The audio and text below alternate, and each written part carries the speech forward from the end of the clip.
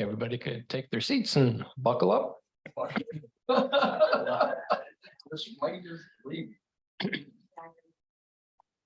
I'd like to call to order the regular council meeting for Tuesday, October 17th, 2023. This meeting is being recorded live and is streaming on the District of Summerland YouTube channel. All representations to council, written or verbal, will form part of the public record and be available to the public for viewing electronically or as a written record. Corporate officer isn't here, so I'll assume there's no late items. If I can get a approval of the agenda, please. Councillor Van Elfen, Councillor Betts, all in favor? That carries. Consent agenda. Would anybody like to remove anything from the consent agenda? Councillor Betts. Thank you, Mr. Mayor. I'd like to remove item 4.4B with the Youth Parliament of British Columbia. Okay, so that'll go down to item 9. Councillor Peak, same item. Okay, so that goes. So if I get anyone else, anything to remove? If I get a approval of the consent agenda as amended, Councillor Betts, Councillor Barkwell, all in favor, that carries. So we have 4 delegations today. It's quite a packed agenda. So I would just like to ask the four delegates if they could keep their comments short, and we appreciate it. And we have 5 minutes per delegation, and we'd like to keep a bit of room for any questions council might have as well, if that's possible. So first I'll ask Sergeant Preston from the RCMP to just sit in the chair there, push the button, and away to go. Okay, thank you, Mayor and councillors, for having me today. I'll start first, as usual here, I'll go over the policing priorities that we have here. Crime reduction pertaining to property crime, second one being traffic and road safety, and third, police community relations, and mostly police visibility is what we're focusing on. I'll get into the budget. Our budget at the benchmark where we should be at right now is 50%, and we're looking good at currently we're at 31%. So that's good. Resources, on the other hand, not so good. Our full complement is 9.0, and currently we're at 6. We have 1 officer who's on maternity leave and 3 other members that are on off-duty sick, waiting for a surgery or other things. We do have a bonus member. It's part of the 6 that I included. He's from Penticton. He's been a lifesaver for us. He's been doing a great job. Then if I can touch on the file counts. File count, we have seen a 17% increase of files on this particular quarter. That in reference, just to put it, today we're at a file count right now, it's 2344, 2,344. Last year, file number 2022-2344, that was on November 14th. When we reached that, and then the year before in 21, it was September 4th that we reached that. So we're kind of right in the middle. Our top generating file still continues to be traffic related incidents. Number 2, alarms, most being false. Number 3, check well-being. Number 4, suspicious persons, and number 5, disturbances. Our total violent crime has gone up 42%, but it's 26 files compared to 37 this report. And then total property crime, we're at 108 versus 96 last time. So that's just up 13%, which is consistent with the increase in file count. Auto thefts were up 50%. Theft from vehicles, there was that showed an increase, I believe. Theft from vehicles, 150% increase, which there was 10 of those, 10 files, still a relatively small number. But of those, 3 of them were license plates and 3 files were just tools left in vehicles. The license plates is something that's been kind of, I know that the statistics probably even a little low because on our file reporting, it could be a lost or a lost property. So someone didn't know where if it was stolen or if it fell off, they don't know. So with those new no sticker on the rear plate, we've seen an increase in the stolen license plates, that's for sure. So and fraud files, we've had an increase 118%. I believe still a good chunk of them are on the phone. We've given a presentation to one of the elderly group homes, and we got another one scheduled for early next month. So that's all I have. Any questions? Thank you, Council. Any questions? So certainly just on the license plates, we were talking about that RDOS and so I guess what happens is that a vehicle is stolen and then they look for a same colored vehicle and they steal the license plate off that to put it on the stolen vehicle so that it's because it takes, as Sergeant Preston said, takes some time. People notice that especially their front license plates is gone. So that allows the auto theft to kind of go undetected for a while. So that has become a problem everywhere in the province since they've removed haven't required the stickers anymore. I have gone to all the insurance companies here in Summerland, and I've talked to them just to really emphasize the need for this 2 plates to be mounted on the vehicle. That would help us. The problem is what, we do get a lot of Albertan vehicles and they just have the 1 plate. So of course, when they come here, they just think they just need 1 plate or they don't have the actual mounting brackets.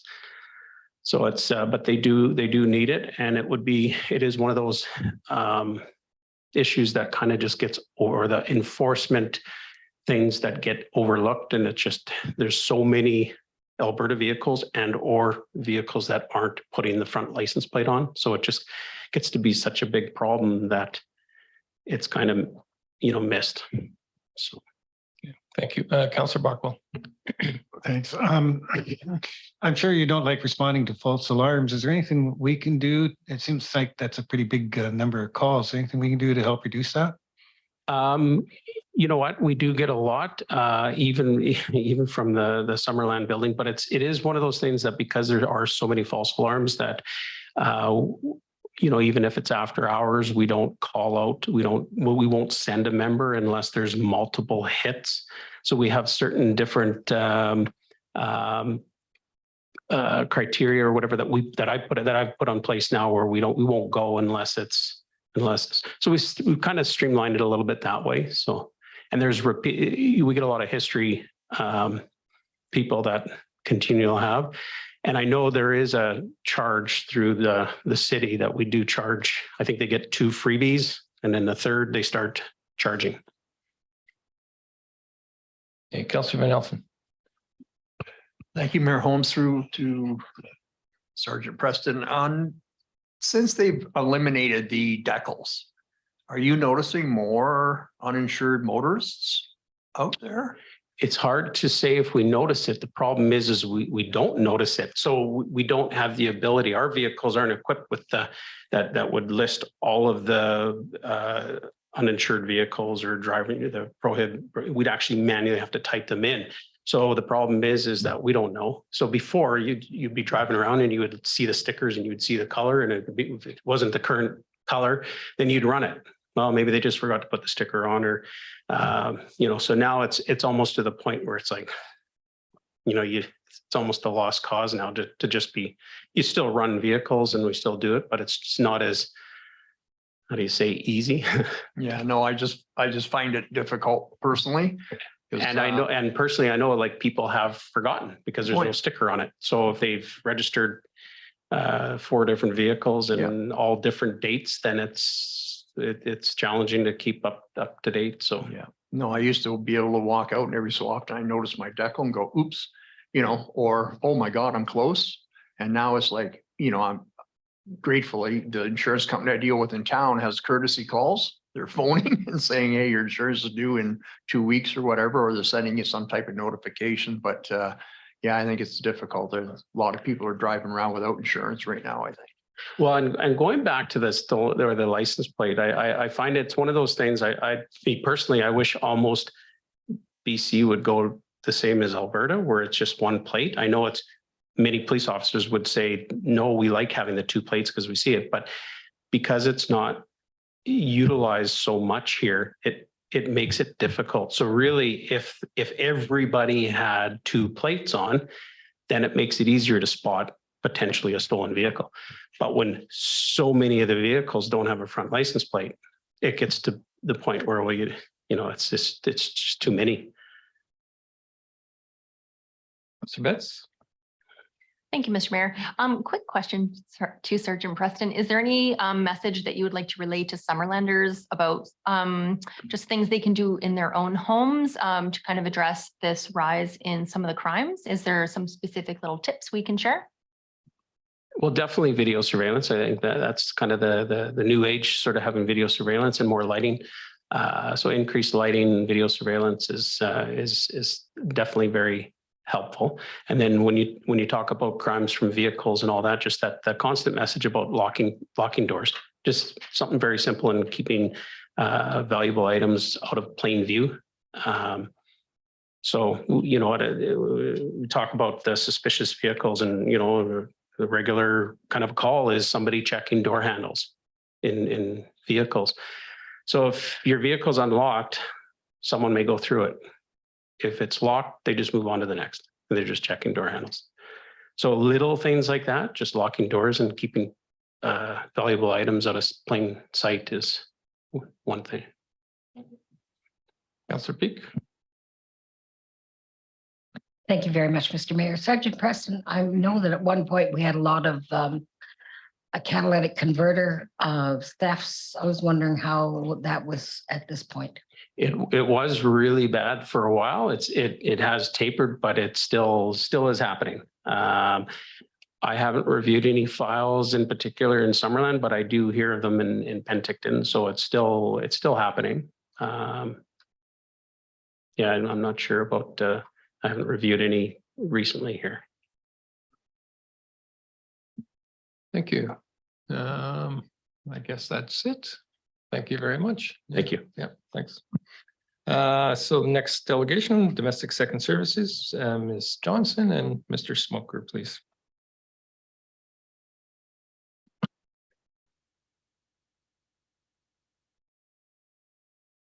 All right, thanks. So I have a little presentation that I put together. Hopefully I can get through it pretty quickly. Do I need to provide my address as well or not? The record, yes, please. Okay, Brendan Smoker, 7209 Happy Valley Road in Summerland. So yeah, I just want to talk in response to the domestic second service proposed rate structure. I know you're not voting on it this meeting. It will be next meeting. I'm just away next time. I just wanted to get through this. So yeah, I have put together a quick presentation. You can see the slides. I don't know if you can see them behind me or not, but so the purpose, what I wanted to go over today is I thought the clearest way to lay this out is compare a domestic second service property with a non-domestic second service property for each of the options staff have given. So that's the clearest way to say what the impact of each of the options they've stated in their document is. And I also wanted to note that this rate debate should focus on 3 things. It should be, should the second fixed fee be applied on domestic second service properties? Should the DSS properties be billed at domestic agriculture blended rates? And should the properties with non-potable water be billed the same amount? I'm only dealing with item 1s. 2 and 3, I hope you guys discuss and look into, and I'm only touching item 1. So I just wanted to really clearly lay this out with some really basic and hopefully cute images. But so property on the left, domestic second service property, on the right, non. So this is what it is now. We have a fixed fee for the irrigation line. We have a $606 fixed fee on our domestic line for both properties, and then billed for the water usage. So option one that is proposed in this document is duplicating that fixed fee on the irrigation line. So paying another $606 in fixed fee before water usage is even taken into account. So that would result, so we're looking at two exactly the same properties, same property size, same water usage. A DSS property under option one would pay over $600 more per year. So using my property as an example, that's equivalent to a 20% increase in my property tax if you went with that. If my property, a DSS property, if I used half as much water as a non-DSS property of same size, I'd still be paying $565 more per year, which is like 19% increase in property tax under that option. I won't linger on it too long just because staff didn't recommend that option, but just as a quick reminder, option one plus $3,500 for meters was what was sent out in the choice letters back out in February. And this is why you received such a strong response, is just the massive financial cost. So option two looks at that second fixed fee and cuts it in half for only 6 months, so $303 plus water used. So under equal water usage, a DSS property under option two would still pay $300 more per year, purely because of that additional fixed fee compared to a non-DSS. So I know Councillor Patton and actually Councillor Barkwell stated previously that they want fairness in the system. We should have fairness. Why should all these thousands or whatever properties of same size as the DSS properties have to pay more? What I'm trying to show in this is that these options presented don't implement fairness. They don't implement same water cost for same water used. So under option two, if I'm a DSS property and I conserve water like crazy, I use only half as much water as a non-DSS property, I'm still paying $262 more per year using less water. Again, that's like a 9% increase in my property tax. So this just doesn't make sense. And then the last extreme option, if I use no water, if I have a DSS property under option two and I use zero water, I'm still paying over $200 more per year than a non-DSS property using the average amount of water. It's a lot of money for nothing. We're trying to save water. These options do not save water. Option three is actually it's the fair option that Councillor Barkwell and Councillor Patton actually asked for is a non-DSS property and a DSS property pay for the same amount of water they use. And sorry, I don't have a timer. I can't see a timer, so I have no idea where I'm at in time. Thanks so much. And so they pay for the same amount. It's the same amount used, same amount paid. If you use less, you pay less. It is equality. I just want to go to the next. Oh, sorry, I think I can't switch because the timer is there. There. I'm sorry, you'll just have to move that timer to the side again. Sorry about that. So I just wanted to do a quick comparison. I've dropped option one off this because it's just not at all feasible. So status quo is zero capital cost, expected yearly revenue as laid out in the staff document, $80,000. And on average, that staff document showed actually we're being charged for quite a bit more water than we're expected to use. That is actually based in here. Option two, capital costs for the district, $675,000, expected revenue of $100,000 per year, but we're being charged about 5 times as much water as we actually use. Option three actually establishes fairness. We pay the exact same amount as a non-DSS property. DSS properties will pay the same, but this is where governance and fairness don't mix into where I'm almost done. In that the expected revenue per year, if you actually charge us for the water we use, is, as the staff stated, will drop by 70%. So you're going to spend $675,000 to drop your revenue by 70%. So this is my last slide I'm going to do. So option three as a DSS user is what I recommend because it establishes fairness as asked for by council. But as a taxpayer generally in Summerland, I can't recommend it because you're paying so much money to reduce your revenue financially. It makes zero sense. And it's stated in that as well. So not to beat a dead horse, but option four is what I've said over and over when I've presented. The finances don't make sense to actually install these meters. Don't do it. Don't drop your revenue and spend money to do it. If you need a middle ground, I presented option 5, only focus on the larger properties, 1.5 to 1.99 arable acres, install meters on those at a cost of $75,000, way less than $675, capture largest water users. They are being overcharged by a lot right now under the fixed rate system, so bring them more into balance. And if you need to compromise, then that's what I do. The last 2 slides are just for your records. So they're anticipated staff questions, responses to them, as well as some further information I want staff to, or I'd request staff to include in the next document before you vote. But yeah, that's where I'm at. Okay, thank you. Council, any questions? Councillor Betts. Just, and keep in mind, we'll be discussing this at our next council meeting. Yeah, absolutely. I'd just like to, to thank the families involved with the DSS responses that you're continuing to follow the democratic path. And we appreciate the time and energy, and we will have a fulsome debate as we move forward. Thanks. Councillor Trainer. Can we bring the last slide up again, or the one that was with option 4 and 5? That's possible. Thank you for your presentation. That was very helpful. Okay, how many properties do we have again under 1.5? Do we know? Sorry, under 1.5? So I'm asking our CAO. I should have directed that. So, CAO stat, do you remember how many? sorry to interrupt, but so this will just be questions for the Okay. delegation. We'll be discussing this at our next council Okay. meeting. And so you can have all those questions to staff at that time. Okay. And can I just ask, what size is your property? It's half acre. So we're in the lowest bracket. In the lowest bracket. Okay. Okay. Thanks a lot. I will ask questions when we have the discussion next, but thanks for your presentation.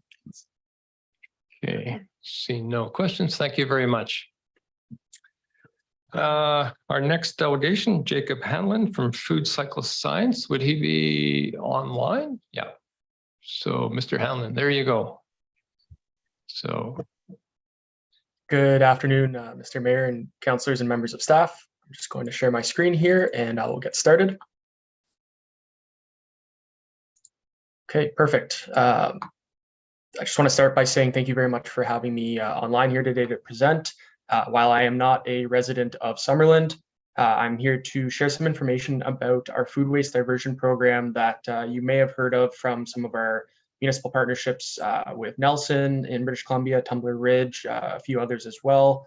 But I'll just start with a brief introduction. My name is Jacob Hanlon. I'm the Municipal Program Coordinator at Food Cycle Science.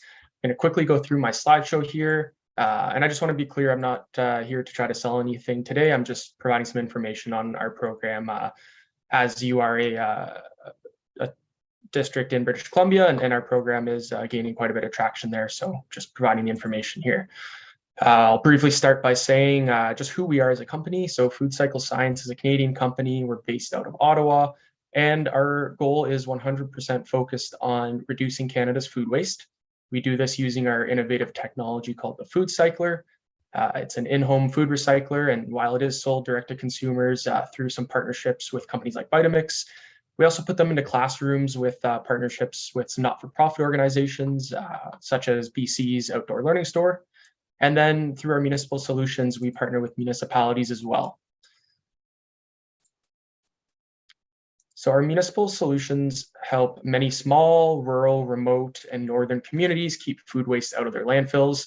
We're currently working with 105 Canadian municipalities across 9 provinces and 2 territories, from the city of Nelson, as I mentioned, up to Haines Junction in the Yukon, and many communities across Canada who face a variety of challenges with food waste, from managing existing programs, having animals get into their residential garbage, or even struggling with participation rates in their curbside organic collection programs. So I'm going to play a brief video here just to show you what the technology looks like in case you're not familiar. But essentially, the food cyclers are meant to make dealing with your food waste very easy to deal with, very simple and clean and right at home. It's essentially a small kitchen appliance about the size of a bread machine. And you can put in all of your food scraps, the same things that you would put into your curbside bin, including meat and poultry, fish, dairy, even some bones. And then you push your button, and in an overnight process, typically 8 hours or less, you end up with a nutrient-rich soil amendment that comes out, quite similar to a fertilizer when you look at the nutrient value and the uses for it. On average, the food cycle will process between 1 and 3 kilograms of food waste per cycle. It's a very low energy consumption, and that result is dry, odorless byproduct that can be used in gardening as an alternative to fertilizer, but it can also be used in an existing composting system given to a local farm, processed with leaf and yard waste systems, or put into an existing curbside organics collection program where it exists. So I'll just emphasize here with this visual that in the cycle, there's about a 90% reduction in the weight and the volume of food waste, and it really just makes it a cleaner byproduct to deal with. If it does end up in that curbside organics bin, it's just a cleaner experience for the resident and encourages them to separate the organics from the garbage if they weren't doing so already. I mentioned before that we're working with over 100 Canadian municipalities. So to date, we've completed pilot programs in over 50 municipalities and over 6,000 households. And we've gotten some really good results from the data that we've collected from those surveys. I'm not going to go through it all here just for the sake of time, but I'll just mention that in the case of, I'm going to keep highlighting Nelson in BC there, because they are one of our kind of most notable partners, where they did 2 small pilot programs to start, and they're now in the process of putting a food cycler in every home in their city of about 11,000 people. That obviously wouldn't be the case for Summerland, but it is just an example of how the program can be scaled up after using it in the smaller scale to collect data. Just to briefly go over what the pilot program looks like, it's a 12-week project where residents can purchase a food cycler from their municipality at a subsidized rate. And then after the 12 weeks of using it, they'll fill out a survey for us, and we'll present the data from that survey right back to you, which gives you some really good information on the diversion. It's good to compare it to curbside organics as well, and see how it can complement that existing system. A couple more slides here, and I see I'm almost out of time, but this is just our traditional pricing structure for what our pilot programs look like. Essentially, we have that retail price at the top, and between our discount and some federal funding we have from Impact Canada, it brings the price of the machine down by 50%. With a municipal subsidy of $100 per household, the resident is then paying quite a discounted price for this solution to their household organics. I'm not going to go through this slide here. It's pretty straightforward, and I know I'm out of time here, but these are just some reasons as to why the food cycle program is quite beneficial. I think I highlighted some of these reasons throughout the presentation already, so I'll just finish up here and say that we would just like to welcome you and the District of Summerland as a potential partner in this food waste diversion challenge that we're facing. And today I just ask that you kindly receive this presentation as information. As I mentioned, I just wanted to share it with you and let you know what some of the other communities are doing in Canada and British Columbia. So thank you very much for your time. Happy to answer any questions that you may have, and I really appreciate you having me on. Okay, thank you very much. Council, any questions? Councillor Betts. Thank you, Mr. Mayor. I'm familiar with these kinds of composting, in-home composting little equipment devices in your kitchen. I'm just wondering, does the food cycler require the use of a cartridge for every cycle? Thank you for the question, Councillor. No, so the only additive for the food cycler is it has carbon filters in it that filter out any odors that might come out during the processing of the food waste. Those filters typically last 3 to 4 months. It's very, very simple to do that change, but there are no additives in terms of any microbes or anything that we put in the machines. Thank you. Thank you.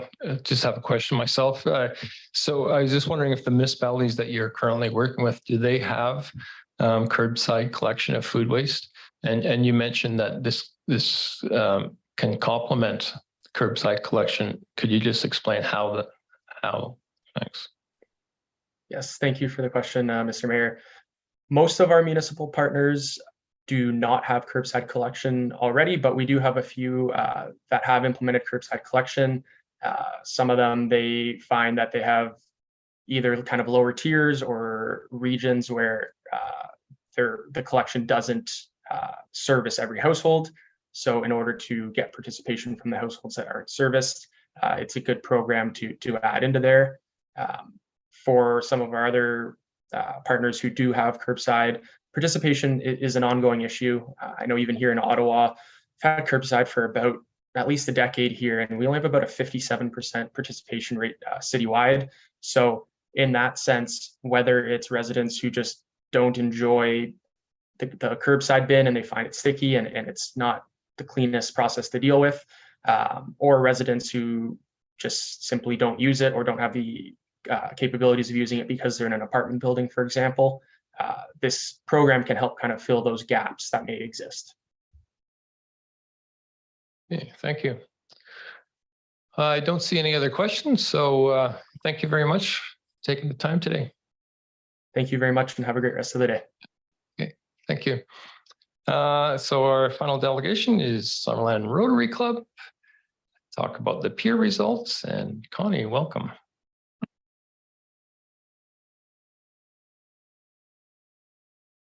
First of all, I'd just like to thank you for having us again to update you on some of the things that are going on with our partnership. And I wanted to make mention that we have a number of Rotarians here. And so we're pleased to come out and strongly support the partnership and the progress up to date. And I'm going to ask Les in just a moment to come and talk briefly about one of the initiatives we've got underway. So one of the purposes of the meeting was to update you on the September 18th meeting that we had. And it was the community meeting that we had down at the Summerland Waterfront Resort.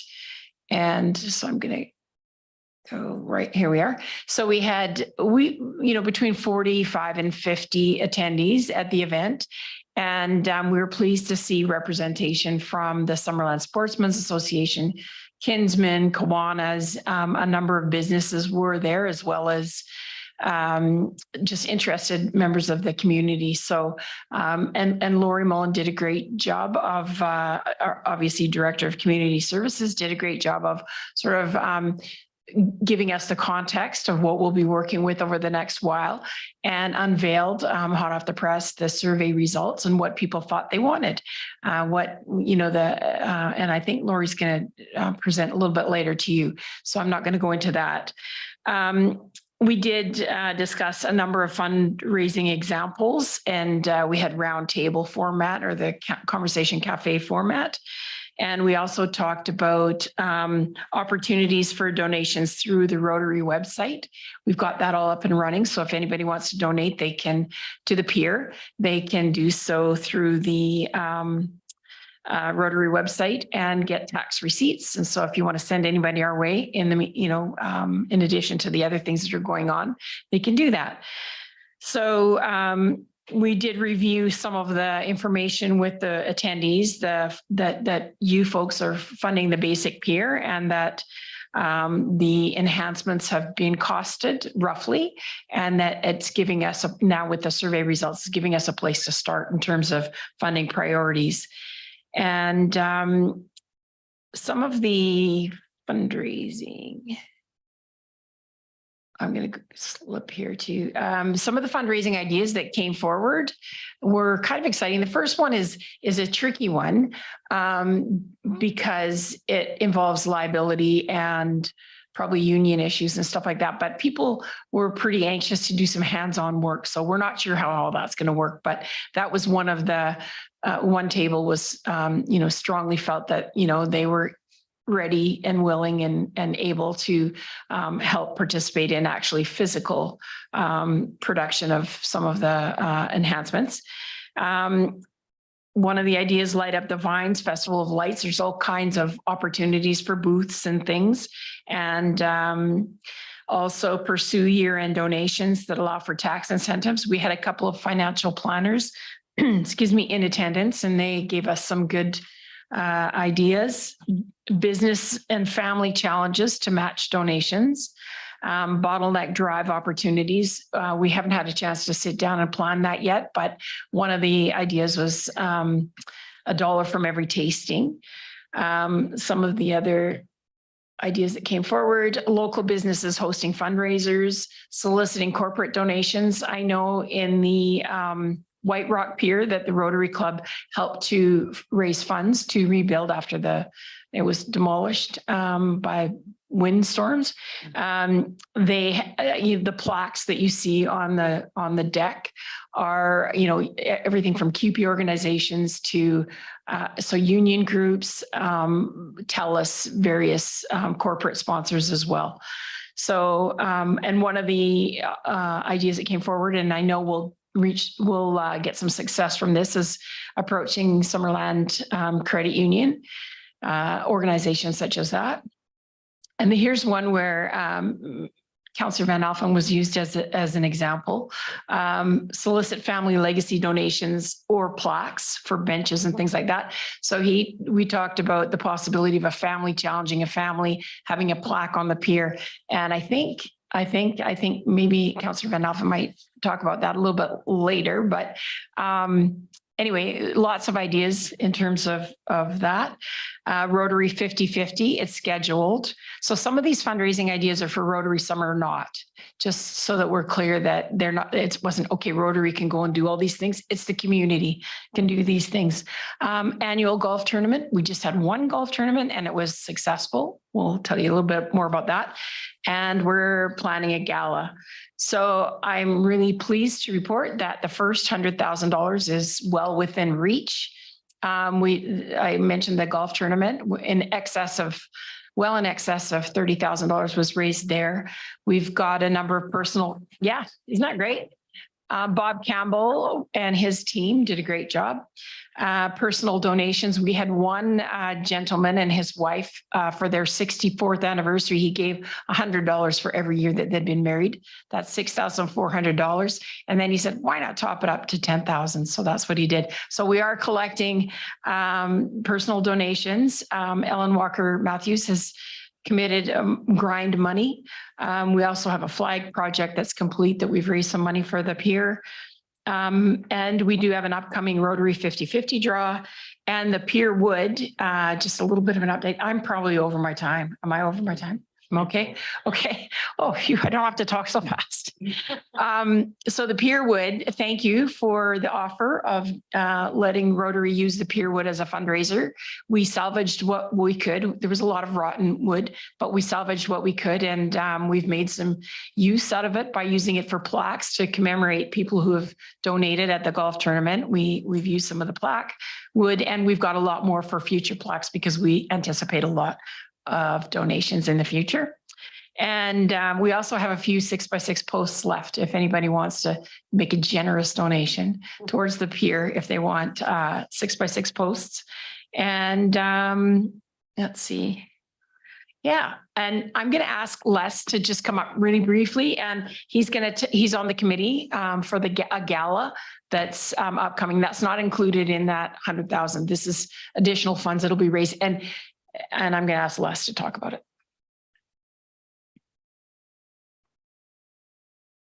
Thanks, Connie. Thank you, Mr. Mayor and councillors. Les Bruff is Rotary. So I'll be as quick as I can. This is going to be on Saturday, May the 11th, and it's a joint venture between the district helping us out a lot and other service companies, organizations. We hope we've got a few in line. The event is going to be a comedy event as well as a gala dinner. The gentleman is called Taz. He's moving to Summerland soon. He's from, I think he's from Winnipeg. He's got a good reputation as a comedian, but also he's an advocate for mental illnesses. And he combines the two, so he's funny and it's serious at the same time. So it should be a very interesting and entertaining evening. The food is going to be, as one would expect for a gala. We've got, so far, we've got some really good ideas for sponsorship, and we're limiting it to 160 tickets. So there'll be room for a bit of elbow room. The ticket price is going to be around about $100. We're working hard to try and get tickets on sale before all of the snowbirds fly south. So that hopefully is going to be by the end of November, the latest. So stand by for some advertising, and hopefully we'll get links from the district site into our booking system, which is ready to go as soon as we can get the artwork done. So that's all for me for the moment. Thanks, Les. And as you can imagine, he's doing a fantastic job in, leading up some of those components for the gala. So thank you, Les. And so the next step, so, you know, in the beginning, there wasn't a lot of clarity around what we were going to do, how we were going to do it, how much we were going to raise, how much it was going to cost. So we're starting to get some parameters around, things are starting to become a little bit less fuzzy than they were initially. So we feel that at this point, it's time to form a community-based committee. And that would include, it would be small enough to be nimble and large enough to be representative of the community, because that's our deal with you, is mobilizing the community to help fundraise for these enhancements. And so, and we want to come up with more of a timeline when we can, you know, what we're going to be doing, when we're going to be doing it, how much we can expect to raise at some of these different fundraising events, and include the community instead of just more Rotary, including the community events. And so we want to do that. We want to include the municipality in some way. And so if there's a councillor, or however you decide, Mr. Mayor, however you decide you'd like representation with us, I think it's really important, because once we start going down the track of plaques and things, we need to make sure that everything that we do is in step and on side with things that are appropriate, because at the end of the day, the pier and all the enhancements belong, you know, are the responsibility of the municipality. And so we want to make sure that we're in line with all of those things. So we also want, you know, business, youth, tourism, everyone pulled together in, like I say, maybe eight or 10 people on this committee. So that's what we're going to start to do if, you know, if we sort of, if we get the nod or sort of get the sense that you guys are on the same track, well, that's what we'd like to do next. So I think that's it. And questions? Hey, thanks. So I guess we'll be discussing committee in the next agenda item. Yeah. Okay. So council, any questions? Councillor Peak. Thank you, Mr. Mayor. Maybe not a question, but a comment. I think that the progress you've made in a very short time is absolutely wonderful. And I'm sorry that some of us weren't available for September 18th. We were down at UBCM, but I'm really pleased in the work you're doing. It really shows how interested the community is and the kind of organization you are. So thank you very much. Thank you, Councillor Peak. And I just want to say we did have, I didn't want to point anybody out, but we did have almost a quorum of council at the event. Almost a quorum. Thank goodness not, right? Councillor Patton. Thank you, Your Worship. Connie, thank you for the presentation. And I did attend, and it was fantastic. And I am blown away with the amount of money that has been so far brought in. Like, you have done so much more than what we could even expect. And it's a pleasure working with you. And thank you again for taking this on. Thank you, Councillor Patton. Thank you. Anyone else? Oh, I see. So we're going to jump right into discussion. You guys might want to stick around for that. Oh, maybe I will. Can I just say one more thing? Sure. Yeah, go ahead. I'm astounded by the amount of money raised too. And, you know, it speaks to the amazing, I'm a new member of the Rotary Club, so it speaks to the amazing people that I'm lucky enough to be a part of the organization, but also the community really, really loves this. And I just, again, you know, this is something that brings us together. There's so many things that can, you know, divide us. But this is one thing that I'm really proud that we are all coming together around, and thank you for your very important part in that and for having that vision with us. So thanks. Yeah, thank you. I hear what you're saying, and I really appreciate Rotary role and taking the ball on this. It's been great. It's been great partnership. Thank you. So we're going to move along to the public comment opportunity period. So any members of the public would like to comment anything on the agenda, any agenda item, just step forward to the microphone. Nobody? You want to transit? You're not here for transit? Well, if you want, I assume that's why you were here. So. Yeah. Sorry, sit down and just push the red button there. My name's Trevor. I'm currently doing 30 today. Just I saw coming up, there's discussion for a bigger bus. Today I was overloaded again this morning, 23 with one standee. I had to deny another bike. We had 2 bikes. We only have 2 bikes that fit on the front. A third one tried. We can't allow it on the bus and there's no room on the front. That was just the 7:15 trip. 3:55 this afternoon is probably just going to be as busy. I had a mobility aid earlier. They're probably going to be on that bus. So that takes away 4 seats or 8 seats, sorry. So we can fit 15 sitting in the standees. The only reason we can have standees is because it's more than a 90-minute frequency, except for one trip. That's it. So that would be my suggestion, is get the mid-sized bus sooner than later, because we are overflowing. Passengers have been increasing and it's not very comfortable ride if you're all squished like sardines in a bus. So. Okay, thank you. So we'll move on to our business items, the peer update. Director of Community Services. Thank you, Mr. Mayor. Just a quick update. I do have some information here from our Director of Works and Infrastructure, who's in the gallery as well, if we have any questions about that, as far as an update on the pier removal. So the removal of the existing pier has now been completed in compliance with the various environmental requirements and timing windows. Some of the wood has been reclaimed by the Summerland Rotary Club and being utilized as part of their fundraising campaign, which has been great. As far as the replacement update, the council endorsed basic pier with the steel pilings design has been completed and sent to the ministry for review and approval. Following design and ministry approvals, in-water construction of the piles will need to be completed within the mussel working window. The window is weather dependent, with water temperatures at the piling base required to be above 16 degrees Celsius for the mussel salvage process. The current window for installation of the piling expires in late November. If this date is missed, the district will apply for a variance to extend this window through to early 2024, but such approvals are rare. If an extension is not approved, piling installation will need to wait until the next mussel working window, likely in late June or July 2024. But I can assure you the director has been trying desperately to expedite the process with the ministry to get that approval, and we're just waiting day by day to hopefully get the approval to proceed.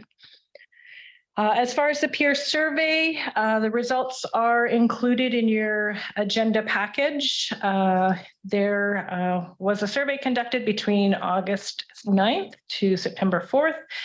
And some of the highlights from the survey that we had 597 respondents to the survey. So that was really encouraging to see so many people respond. 36% of the respondents preferred the enhanced concept, which is adding some new features and amenities.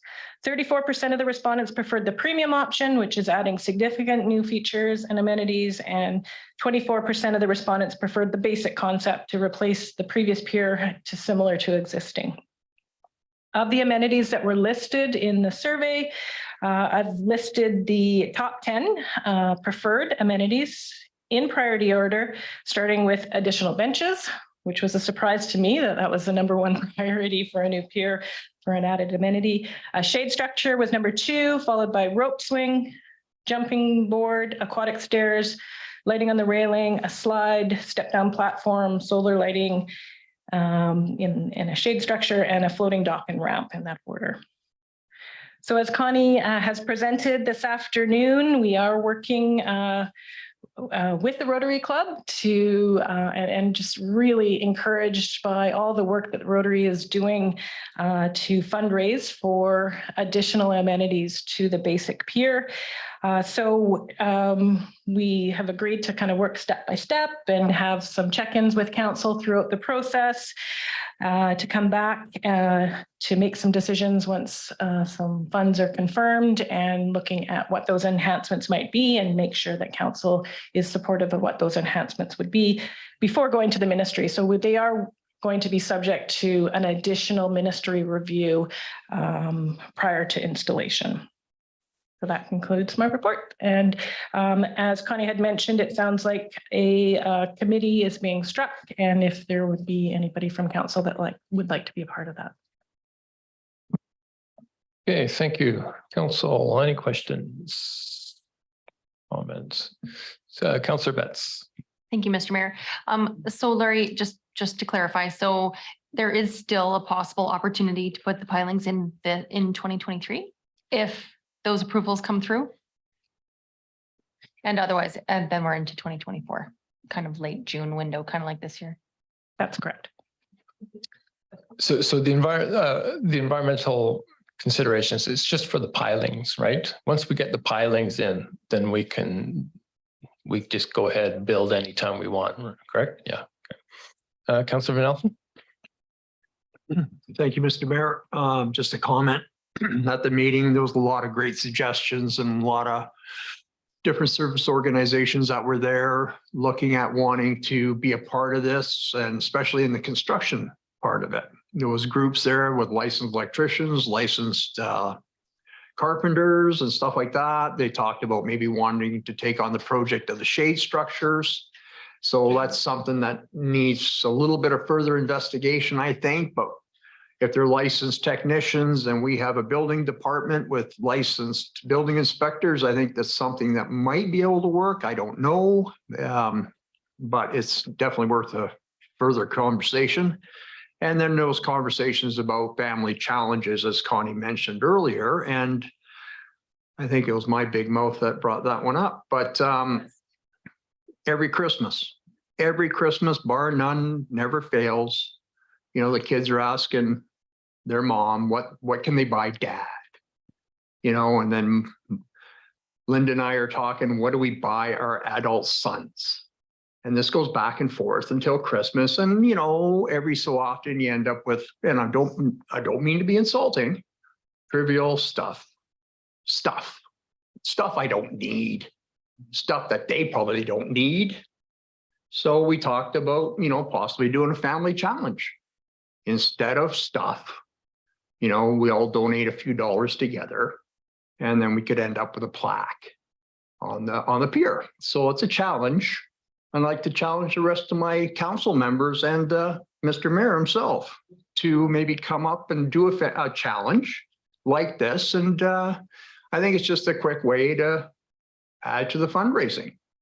And I think if the public sees that we're doing it, maybe the public wants to join in too.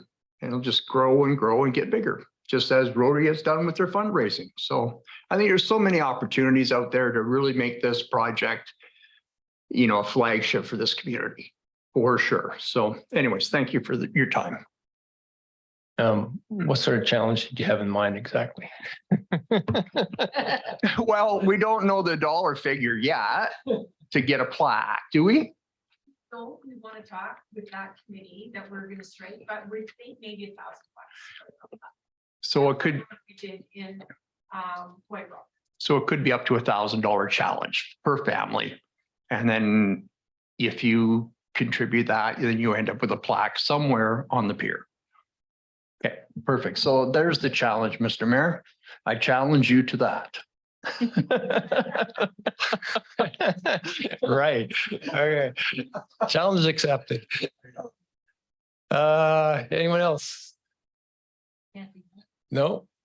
I don't, for appointing to committee, how do we go about that? CAO, corporate officer. We just draw straws or what? I think maybe what we want to do on this one is just kind of thinking about it is we need a letter recommending that, and then we could take it into council. We should probably have a proper terms of reference to look at before we make any decisions on that, which would talk about composition and who and mandate timelines, that sort of thing.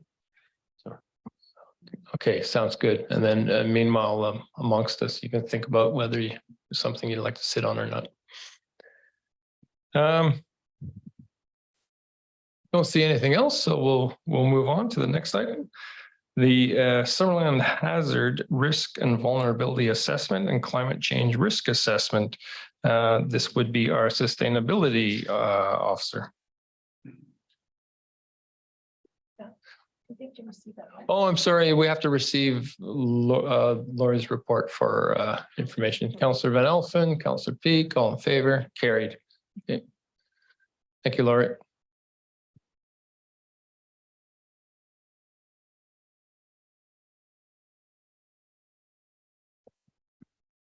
Okay, good afternoon, Mayor and Council.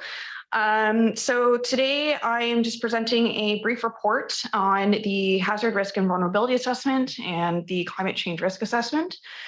We also have Stantec available on Zoom in order to do the full presentation that goes over the report findings as well as the process taken in order to develop that report as a whole.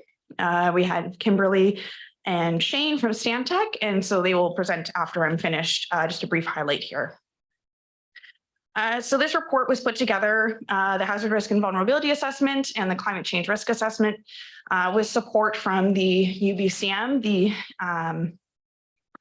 They provided us with $25,000 worth of grant money to put this report together.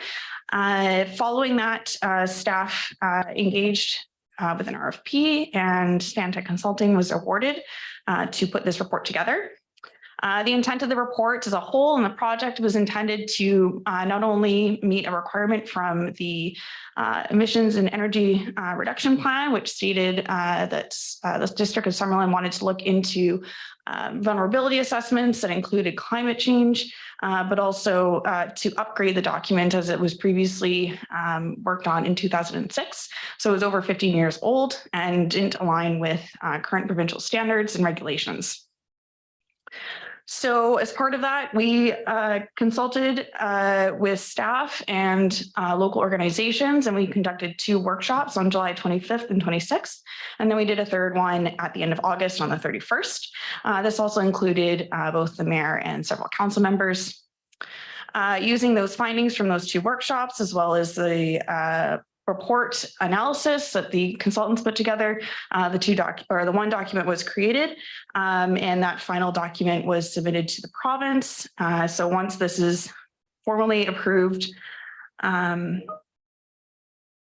the province, it can then be put out for the public. Once this is also approved, we'll also be putting in our final reporting to UBCM as a way to collect that grant funding and show the work that was completed as part of this report. So I have the consultants. I just need to confirm that they're online in order to present. Sounds like they're not on yet. Okay. Okay. They might be expecting it for 2 o'clock still. We're a little bit early here. But yeah, that's my highlight here for the HRVA and CCRA. I can give them a message and see where they're at. Thank you.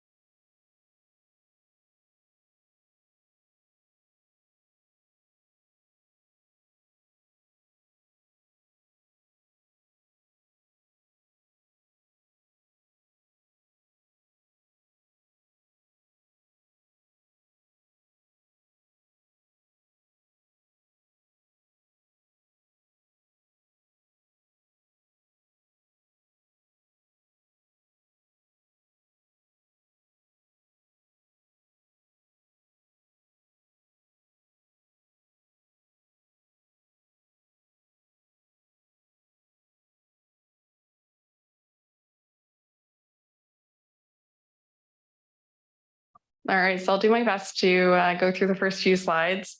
And hopefully by then we'll get the Stantec consultants on here to finish it up. So thank you so much for your patience. All right, so this presentation, as mentioned, is just going over the highlights of the project itself, the process with the consultants, as well as the findings and recommendations that come out of this report.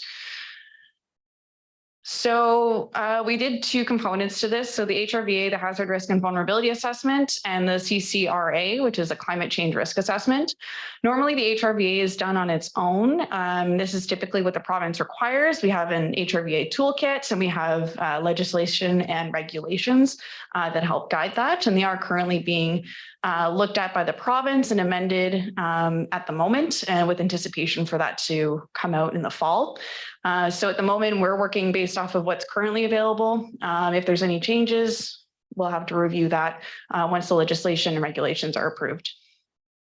The climate change risk assessment is a add-on to this, in order to provide a climate-based understanding and how climate change impacts these hazards and risks. This is important because our previous HRVA did not do this, but it also gives us a better picture as to how climate change actually impacts things like landslides or flooding, and how we can then prepare for it as a district and community with improved services through the district, this being emergency management. So our HRVA looks at social, environmental, and physical of the hazards that we have determined through the assessment, guides emergency management and general hazard mitigation. It's completed through an online tool that the province provides. And as mentioned, our previous one was in 2006. So the CCRA, it identifies risks from climate hazards to infrastructure assets. So infrastructure being our roads, utilities, our dams, anything that we have physically put out and use in the community. And the intent is that it'll help guide us and provide a more fulsome picture as to what we need to do in the future. So as mentioned, the HRVA toolkit has a very specific step-by-step process. This was followed by the consultants.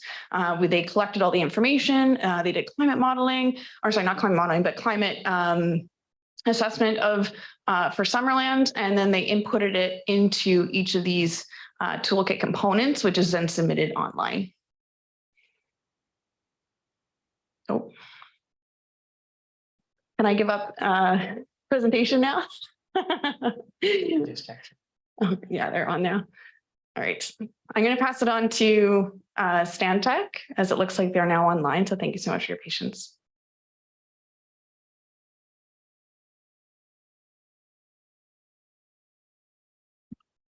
Odessa, maybe you could just tell them where we're at in the presentation so they can just jump right in.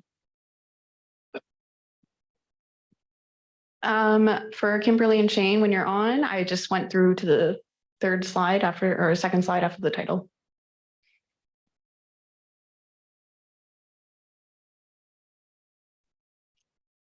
Good morning. Thank you so much.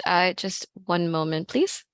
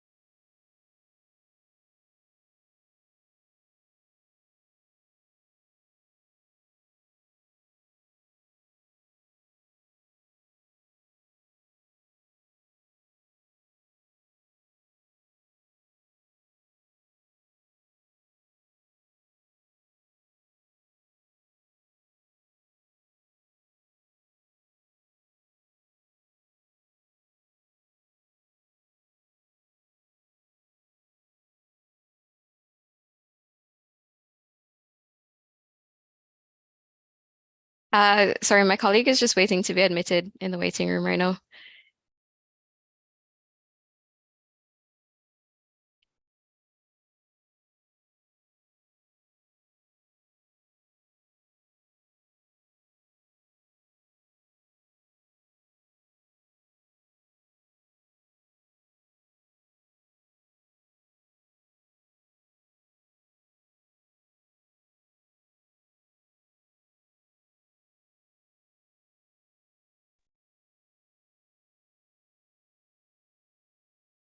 Afternoon. Sorry, can I just confirm that we're good to get things going on our portion, or? So yeah, we can hear you both well. So just go ahead, jump into it. We got to slide 3, I believe, in the presentation. Odessa helped us through that. So sorry, I was in the holding pen for the meeting. Yeah, I'll I can't see, I guess, this screen you're sharing. Odessa, am I good to share my screen? For the purpose of advancement, or?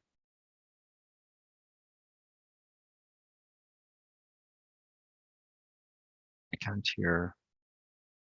Hi, Shane. Yeah, please share your screen as we confirmed an email. Yeah, okay, thank you.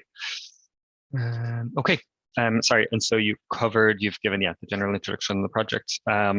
Good afternoon, everybody. My name is Shane O'Hanlon. I'm the project manager on this project representing Stantec Consulting. I've got my colleague, Kim Stevenson, who executed and partook in the technical work of the workshops through this summer. And some folks on council and yourself, Mayor Holmes, were present for those workshops over a 2-day period. So as Odessa likely briefed you, the work that was undertaken was using funding from UBCM, and the first piece of work related to a HRVA, a hazard risk and vulnerability assessment. And Odessa, as part of that work, wrapped in a climate change risk assessment, a high-level initial assessment that would be useful to the district moving into the future, perhaps for securing funding to carry out a more detailed plan. So there are key differences between these reports. One is kind of an auto-generated report that comes from the province, and it's a system that they set up many years ago now. And it's quite a high-level assessment. So it's an all hazards assessment. So that means it extends beyond just climate change, but also considers hazards such as, I think, novelty hazards that come up included, space debris and trail derailments and such events. And it really is to be used to kind of guide emergency management. And for many communities, more than a decade ago, is that kind of a first step towards resiliency planning, without getting into the specifics of climate change. And it's an online tool, and it was previously completed by the District of Summerland in 2006. So it was, necessary and welcomed to do an update. As I said, as part of that, then a more detailed climate change risk assessment was carried out. So the HRVA is very much focused on a high level kind of understanding of assets, whereas the CCRA goes into more detail on specific assets and kind of groups infrastructure in a more probably comprehensible way for most audiences. Water, wastewater infrastructure, etc. And so it looks to identify risks from specific climate hazards to those specific infrastructure groups, and so helps with prioritizing, potential response. So we've outlined here a risk assessment. I think just to be sure, one or two slides might have moved since the package was sent, just for the purpose of simplicity's sake. So the risk assessment outline you're seeing here, this is essentially in 5 steps what was carried out over the previous months. So we started by identifying the hazards that were applicable to the district.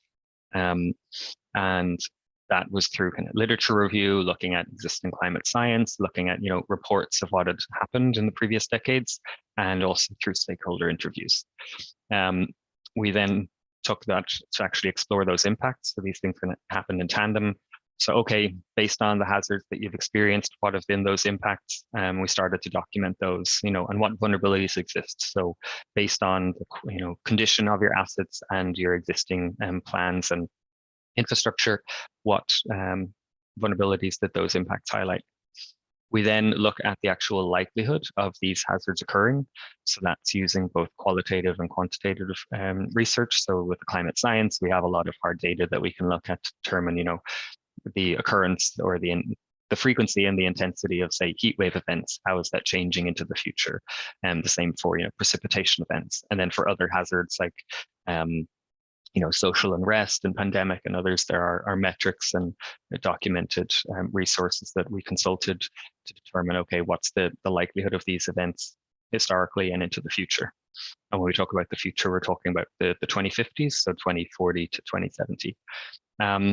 And we then scored the consequence of those interactions. So you look at the actual likelihood of an event occurring, you look at how those events as they've occurred have impacted you, you evaluate the consequence of those impacts. So not all impacts are of equal consequence. Some result in loss of life, some are purely, but chiefly financial in terms of hit. Some are damage to physical infrastructure and a loss of service provision. So that's yeah, the final step just before we get to the risk assessment itself is understanding that consequence. And that's the workshop that some of you participated in July. And then all of that comes together, and we'll talk you through in a moment how the actual risk assessment is mapped out. And so how does risk change over time? So risk, to reiterate, is a function of the likelihood of an event occurring times its consequence, and that gives us a risk score. Walk you through an example of that. So we used a very simple 5-point scale for this work, as is common. So the consequence is anywhere from insignificant through to catastrophic. The likelihood of an event, is it very low, moving to very high? So there's a lot more kind of in the back end of this. So won't bog you down in the science behind it, but essentially we're saying, okay, if we consider, a flood event historically was, very low occurrence, 1 in 250, 1 in 500 years. Well, we know that a change in climate means that's actually going to increase in frequency. It's more likely to happen, once every 50 years. So recognizing that climate change is causing these effects, what can we do to adapt to reduce the consequence of this impact? Is it that we build differently? Do we have policies that we develop or devise that change how and where we build in our district? So how can we reduce the consequence of these impacts? Yeah, and so the key differences between the CCRA and HRVA are the level of detail on the assets themselves, the consequences, how we consider consequence across various categories, loss of life versus financial impacts, versus reputation, and such, and then how we actually visualize the risks as well. So with that, I'm going to hand over to Kim, who's going to walk us through the actual results and a bit of summary of what we did.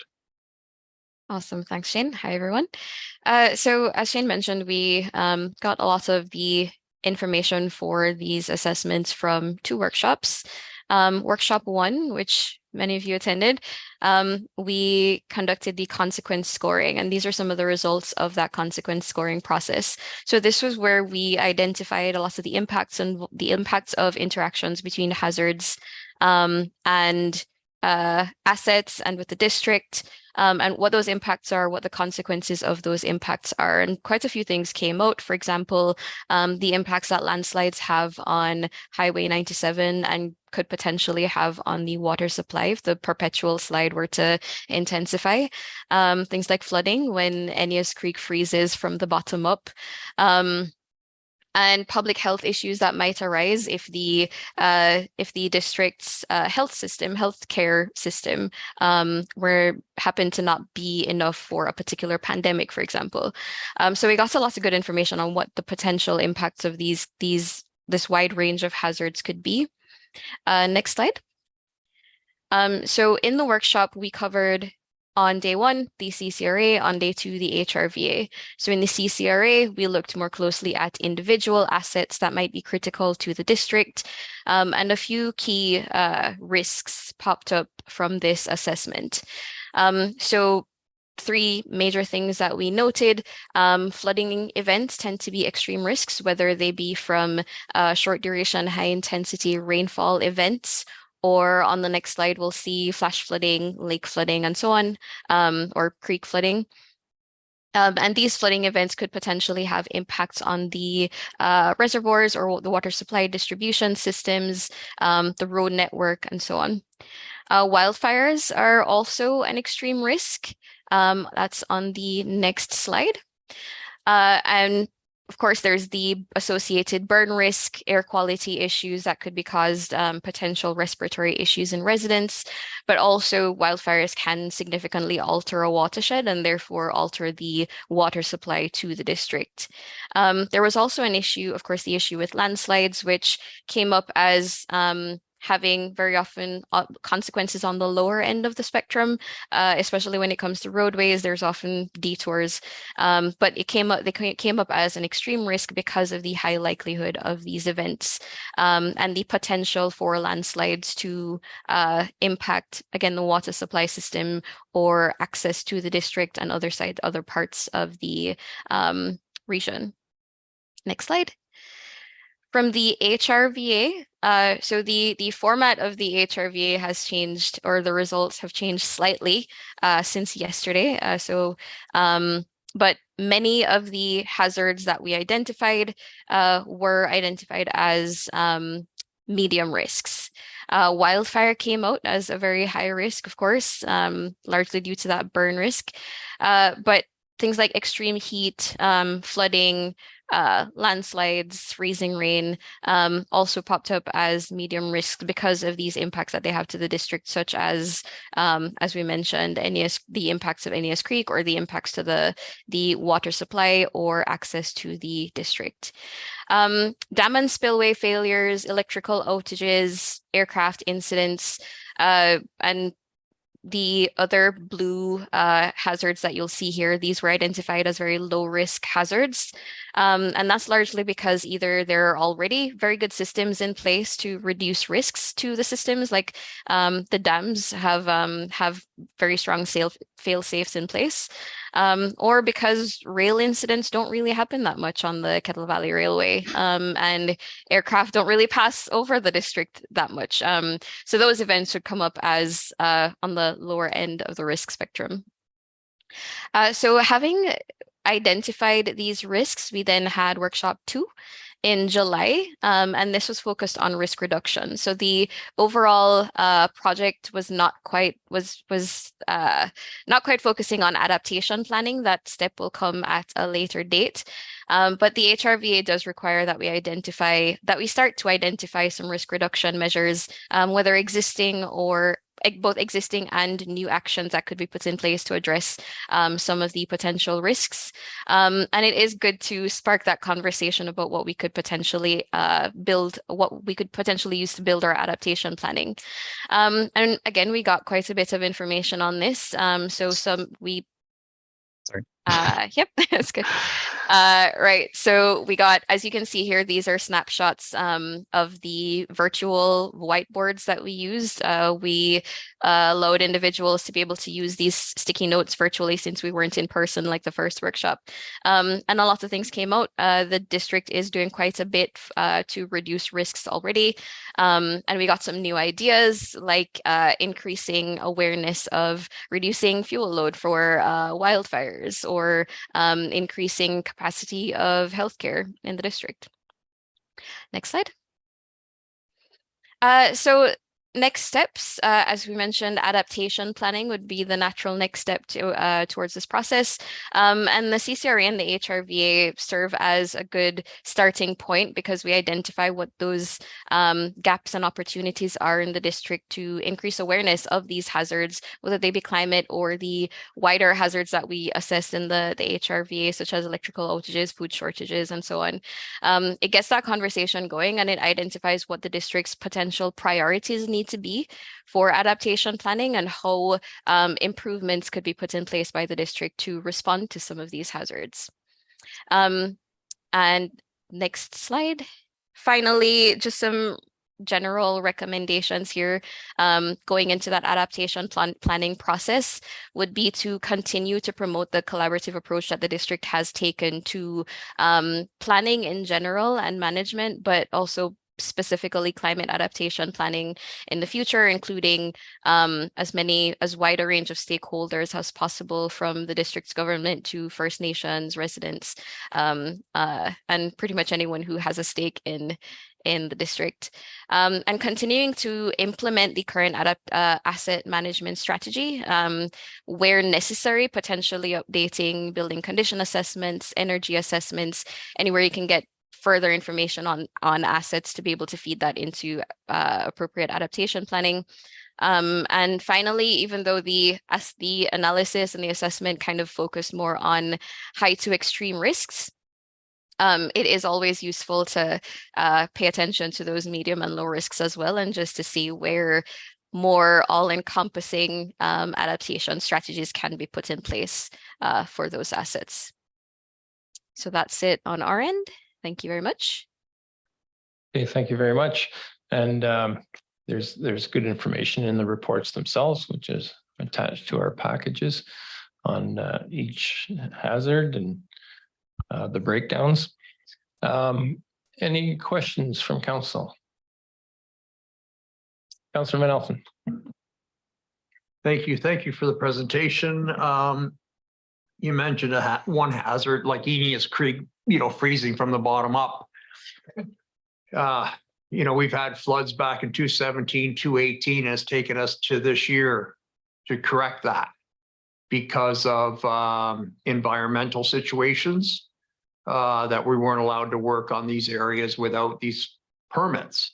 So, how do you, correct these hazards if you're not allowed to work on them? And as private landowners along Eneas Creek, I'm not allowed to do certain things, and there are windows of opportunities to do them, but still you have to get the appropriate permits, and all these type of things, but it takes forever. So if you've got a high water year, you just pretty much got to prepare for a flood and suffer the consequences because there's no mitigation. We can't go in there and do anything. So I don't know if that makes any sense. Thanks. I don't know if government bureaucracy is one of the risks, but staff have a response to that, or the consultants? Yeah. I can provide a quick response to that. Yeah, and through the chair. So yes, there are complexities with individual climate or infrastructure issues that we see in Summerland, and that's where engagement in future projects is really important, both with the province and our residents, to make sure that we're able to figure out alternative ways to address those. In one way, we have in our strategic priorities the note that we want to do a climate plan, and that would endorse adaptation approaches. And just in collaboration with staff, with council, with the community, with various government partners, I believe that there are ways to work around that or work with them to figure out how we can just do small steps instead of big ones so that we can eventually get there. But yes, unfortunately, bureaucracy is across all levels of government, and that is definitely a challenge I'm hoping that we can work through. Thank you. CEO, there's something to add there? As a bureaucrat, I'd like to put in a positive word for, I just wanted to say to, through the chair to Councillor Van Alphen, he's right. That's one of the biggest challenges that we have is other orders of government doing what we're trying to do. The benefit of the planning is that at least we know what we're trying to do. So if we end up in emergency, and this too, with an emergency order, sometimes we can get into that water and work. And if we know what we're going to do, we can at least get it done then. So the planning still has value on both sides, but certainly we do try to do everything we can to get those authorizations. And if we can get ahead of it and do the mitigation work before the disaster happens, that's even better. Councillor Peak. I want to thank the consultants, both Shane and Kim and Odessa. These were two extremely intense days of work, and then the online one. I found it very valuable to listen to other organizations and to members of our staff. I had an opportunity to learn things I wouldn't have learned otherwise, so I felt it was really valuable.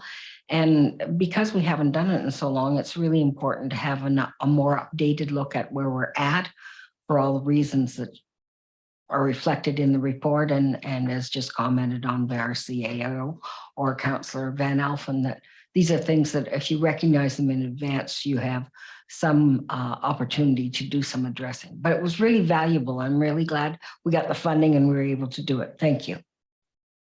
Yeah, there's certainly a lot of value to, sitting down together and thinking what's the worst possible thing that can happen to every piece of infrastructure in the municipality.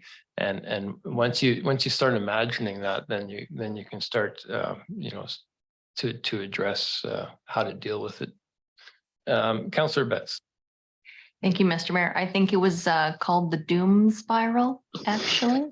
It was a rather intense couple of days, but very, very valuable in terms of looking at our community. And I just got the impression from our senior management team who were in place that day that that these conversations will help inform the work that they do moving forward, both with works and infrastructure, with our fire department and emergency services, and of course with our utilities. And I do actually have a related question. And so it's been brought to our attention on council, a resident wrote an email about the, I believe it's municipally owned land north of town that is, for example, dense forest that up until now has just kind of been, we're in the midst of looking at wildfire mitigation. So is this something that as a community that we try and take a look at, or is this more of a provincial responsibility? How do we kind of combine these sessions and this information with moving forward as a community? Jessa, you want to take a stab at that one? Or? That's a very good question. And so, yeah, thank you for bringing that up. I don't know the lands in particular that they're referring to, so I don't know if we own them or if the province owns them.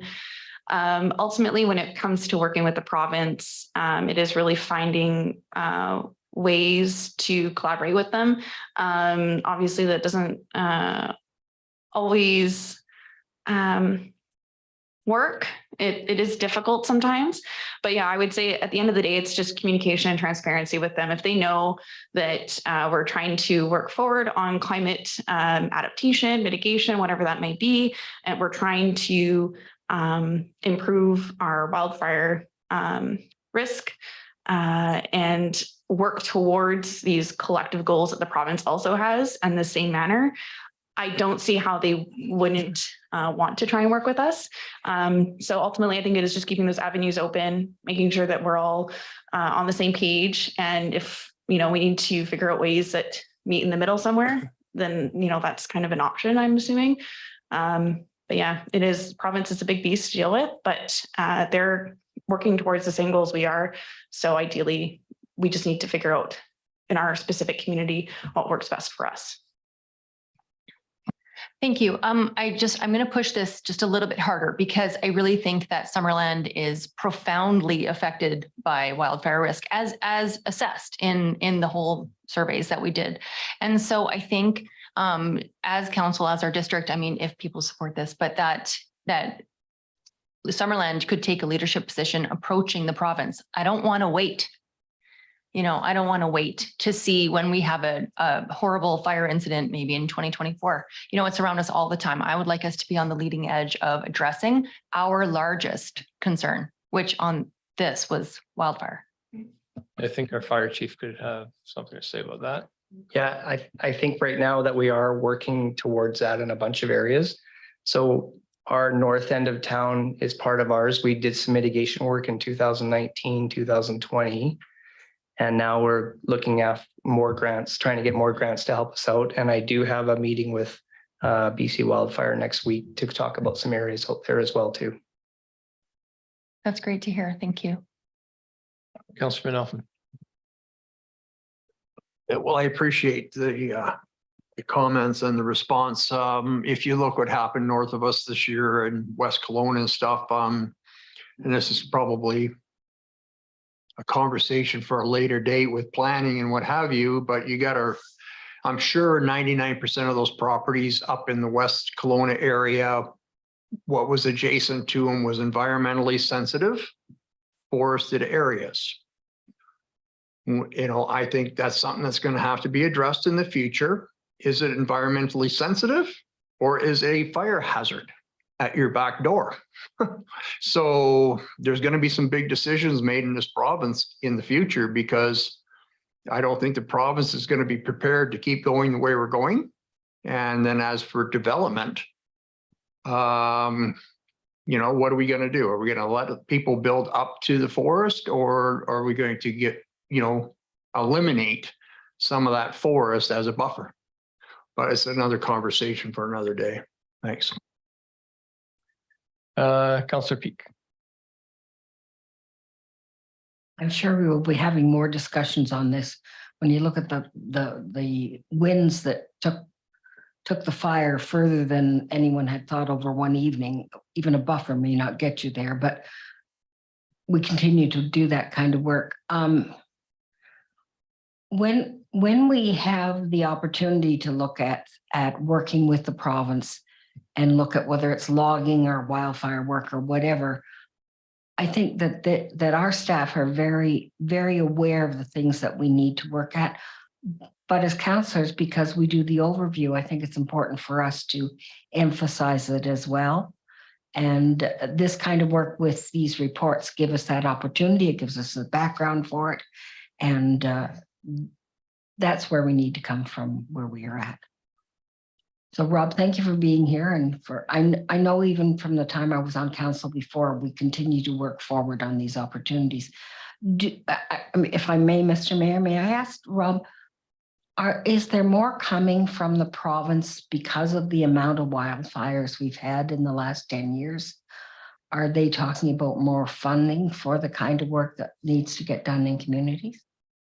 Or different kind of work even.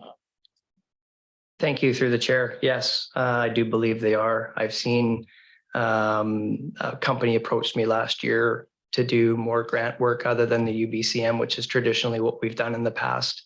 And now I'm working with another company, and I've had another email the other day from another company looking to give us grants. So I think that they're being very proactive as well as we are by writing up reports and giving them information about our area here in Summerland. Does that answer your question? Okay. Thank you. Okay, any other questions? If not, get a motion to receive for information. Councillor Van Elfen, Councillor Peak, all in favor? That carries. We'll take a 5-minute break. So back at 2:35. And then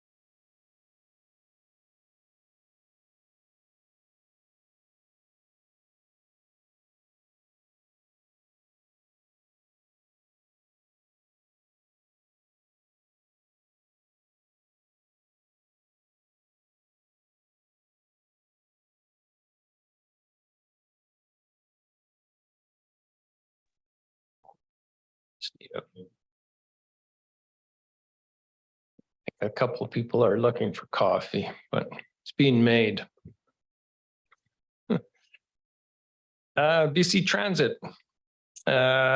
Who's taking this then? Vanessa? Okay, go ahead. Good afternoon, Mayor and Council. So this report today is going over the BC Transit electronic fare system called UMO.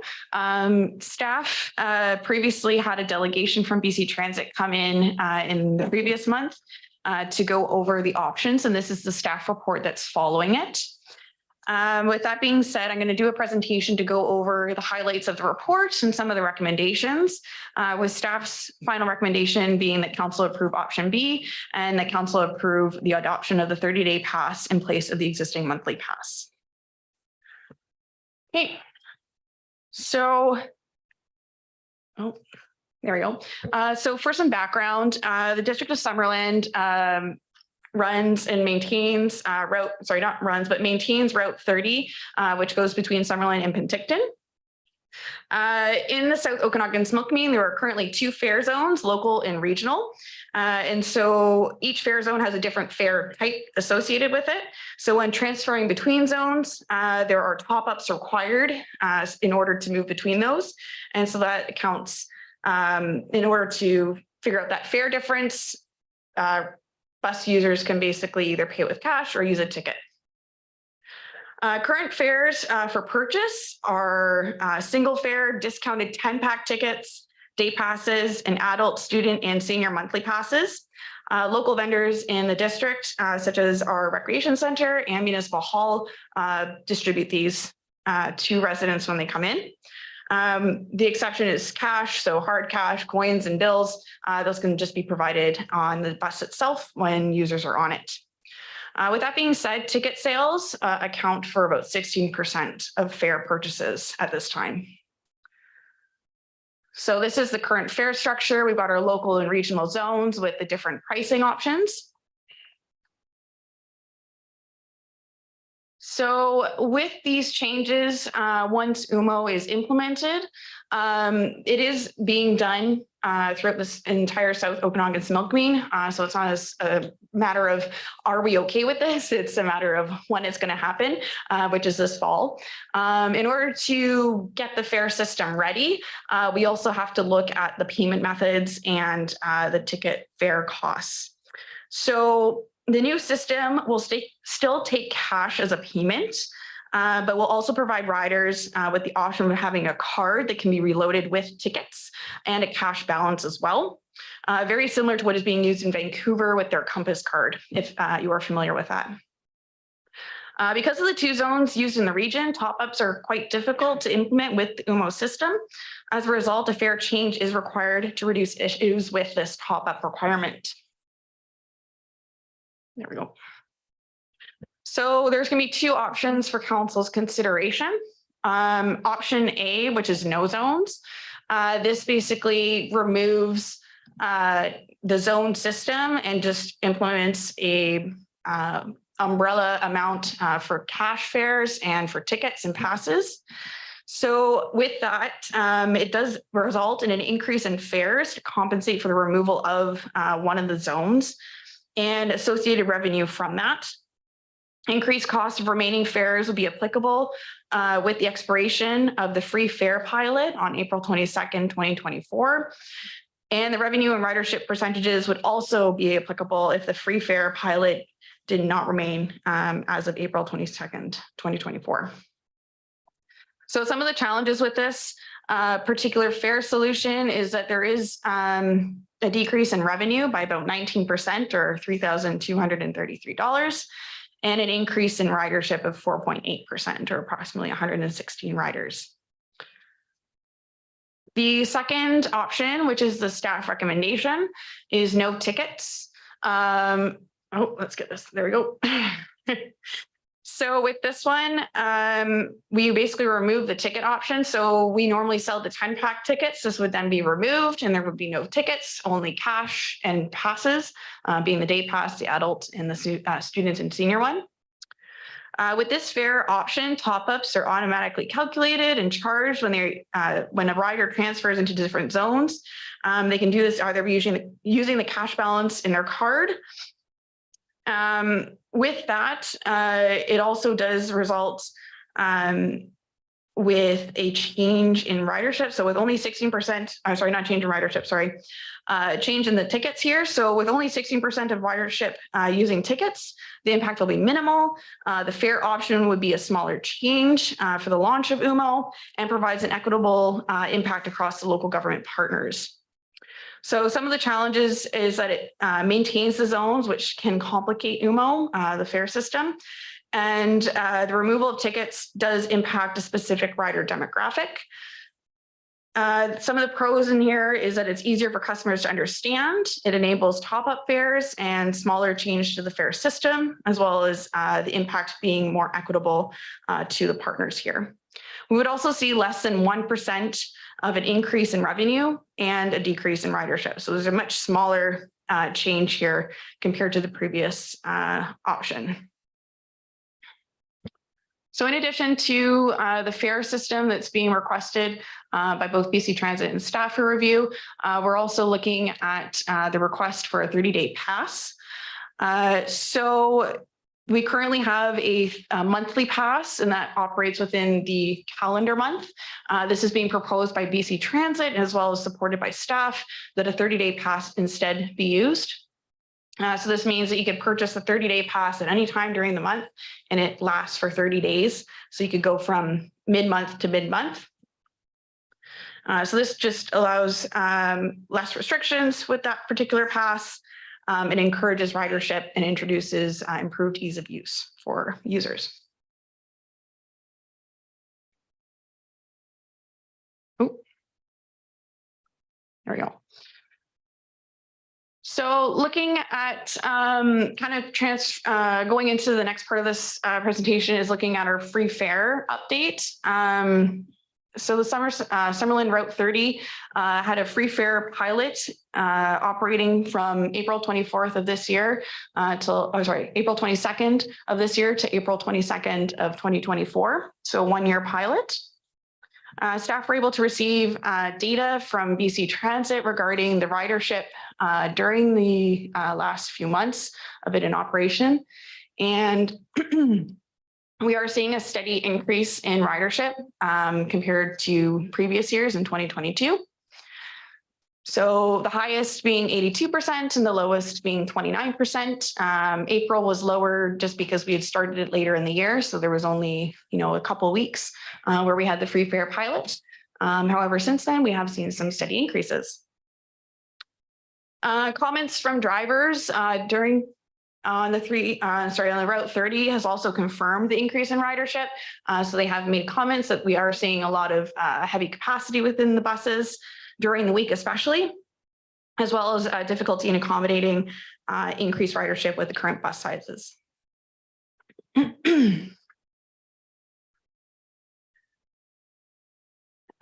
the recommendation from staff, sorry, I'm losing my voice here, is that council approve option B for the recommended fare changes, and that council approve the adoption of the 30-day pass in place of the existing monthly pass. Thank you. Okay, thank you. So we kind of have two topics here. Maybe we should deal with one at a time.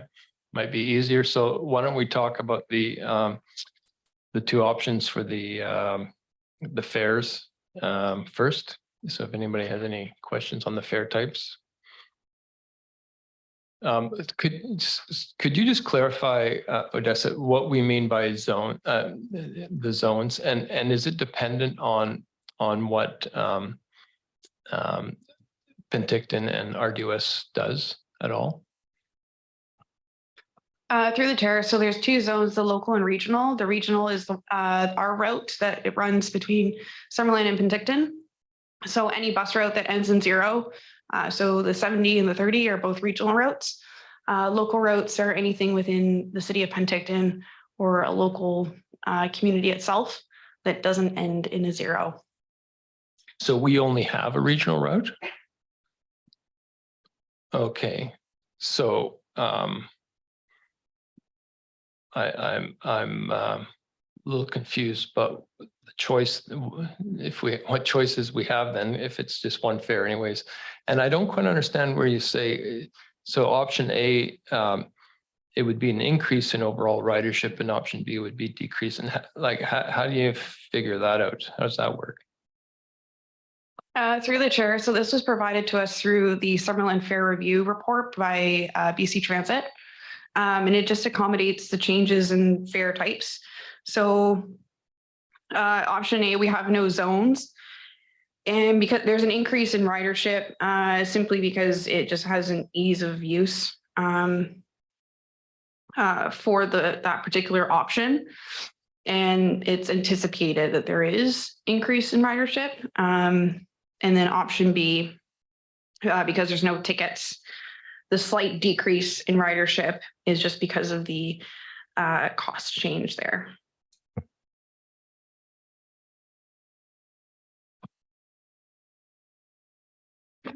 Yeah, if I can just help clarify a bit with regards to your first question there, Mayor Holmes, while Odessa gets her voice,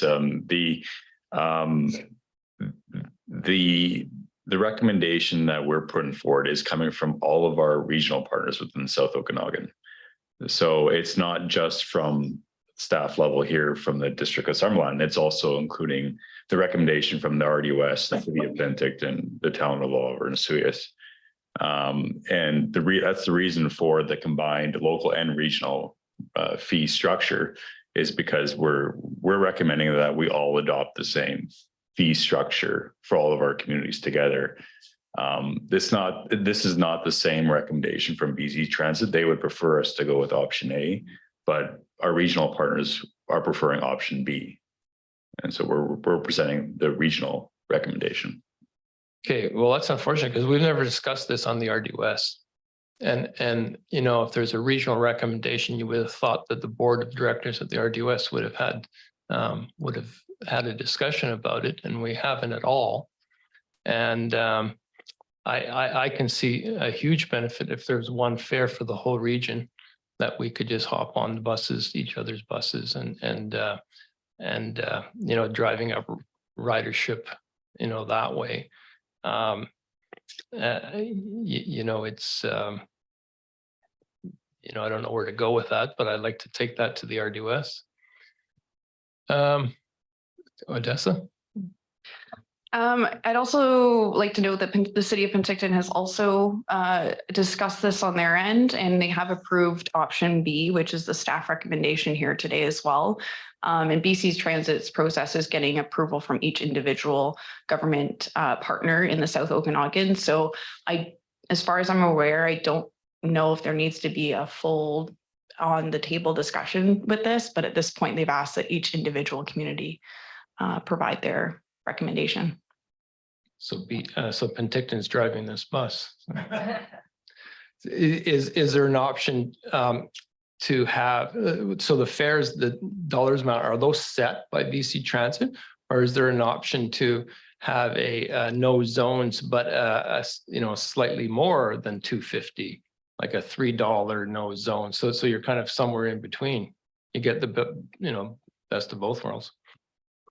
Through the chair. So we do have BC Transit on here in case they do want to provide more context, but what they've done is they've done a full fare review for each of the partnership communities within the South Okanagan, and they've provided basically the two best options that work best and are trying to be as equitable as possible. Not all of them are 100% perfect, but the idea is that each community has their own fare review and is intended to provide kind of that best service. So if there wasn't a higher fare in there, it's likely because it probably wouldn't have resulted in good ridership or good revenue based off of that. We are seeing with option A that there is a decrease in revenue, mainly because you're having a higher cost in some of your tickets to compensate for the no zone. You're getting rid of one.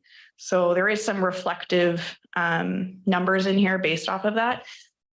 If you have specific questions, BC Transit can provide a bit more context though, if you like. Okay, thanks. Does anybody else have, would BC Transit want to comment on that, or? Hi, through the chair, Tessa Stewart here from BC Transit. I'm happy to speak if you'd like me to. Yes. Just in terms of how the fares themselves, if you know, we're looking at the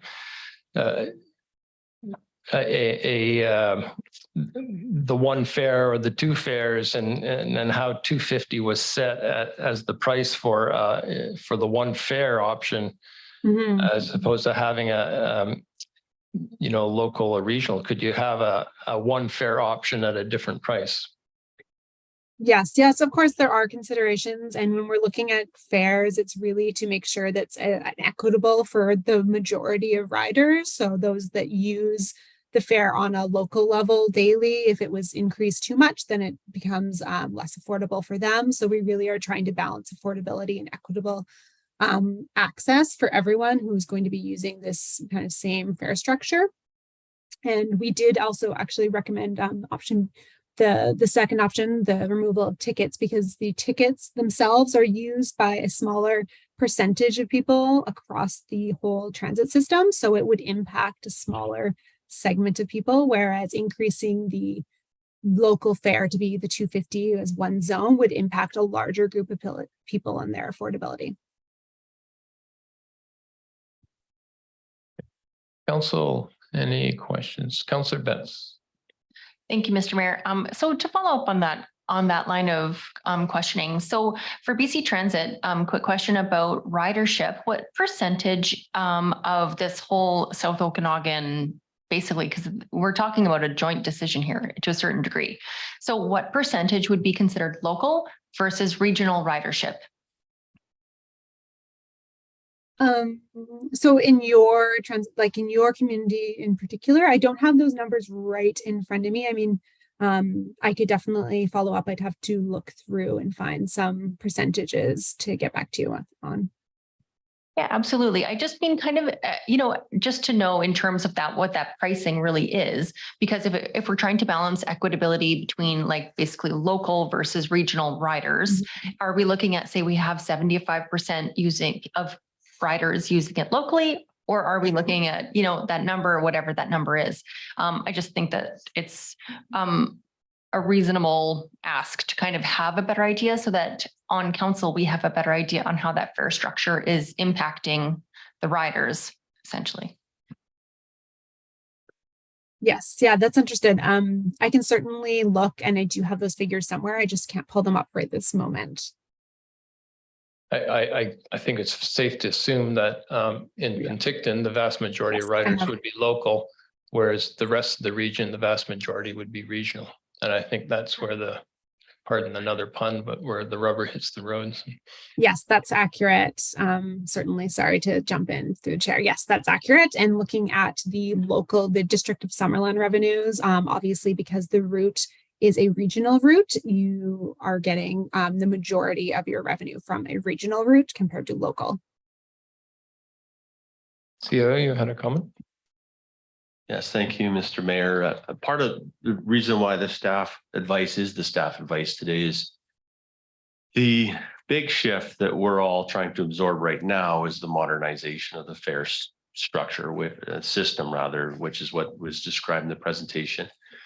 And that's sort of marching along, and we're trying to get that implemented. It'll be a huge benefit to the whole system once we have that modernized system, including the data analysis and ridership and everything else. And so part of the thinking is, okay, from the staff perspective, what's the least impact right now from user experience and the affairs that people are most acquainted with? And that's the option 1B. And I think for that reason too, you'll see BC Transit in the report also notes that that's a recommendation they could live with for those reasons. Once it's implemented, I think there's also always that opportunity we can play with the dials and levers in terms of what do we want to do better as a region. But right now it's, I think, just trying to get us across the finish line of that modernized system coming through. And once it's in, the other thing, we'll have some better data to make some of those assessments and decisions, data we don't really have today to help with that. But anyways, part of the reasons why we have the 1B coming to council today. Okay, thank you. Well, so if someone wants to bring forward a motion for the, which option? Councillor Peak. So I'll bring forward that council approve option B for the recommended fare changes. And the council approve the adoption of the 30-day pass in place of the existing monthly pass. A seconder, please. Councillor Trainer, any further discussion? Councillor Betts? Thank you. I just thought that we were going to divide those two and discuss. Yeah, each so we'll talk separately. about the next one after this. But the motion is with both. I put it as a whole motion. I'd like to talk about the size of the bus. Yeah. So we'll talk about that as soon as that's nothing to do with this motion at all, right? I thought the second point for discussion was size of buses What was the free fare update was the second, right? and free fare. Okay. Yes. So therefore, this motion with two parts is okay. Any further discussion? I'll call the question. All in favor? None opposed? That carries. Okay, so now the free fare update. So any question on the free fare update? Councillor Barkman. Thank you, Mr. Mayor. I looked at these numbers and something jumped at me. The totals for rides 2023 and rides 2022, that column doesn't add up to 4276. Your total rides are actually only 3379. And so it's about a 50% increase over the period. If you look at the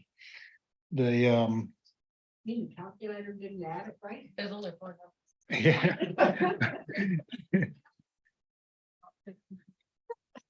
Well, I think maybe Mr. Delvin has an explanation. I don't know. No, I would trust Councillor Barkwell's expertise in this area. I think when it comes to averaging, so maybe it was probably a mistake. So apologize for that. But yeah, if you look at the average of those increases, month to month, they are probably around a 50% increase. So it is substantial, I guess, in terms of increased ridership. That's what we wanted to see. Yeah, no, it's very interesting stats. So the question is BC Transit still on the line? So as we've heard, do we have a more detailed breakdown? Is like, are some buses different times of day kind of overloaded and other buses, that aren't? And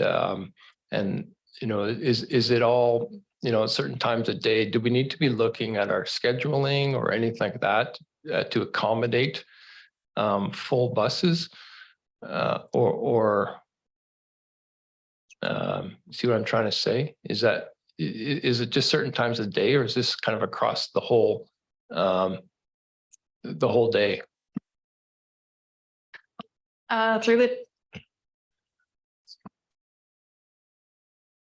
Whoever wants to take it. Through the chair. So this breakdown, despite the math, is what was given to me by BC Transit based off of the data they're able to collect from the buses. As far as I'm aware, I don't know if they do it by per bus or if it's just overall. BC Transit could definitely answer that specifically. Yeah, these are the only numbers that I've received to date. Hi, good afternoon. My name is Bart Woolman. I'm the Government Relations Manager for the Okanagan with BC Transit. I'd be happy to provide both Council, Mayor, and Odessa with that more detailed information at a later date.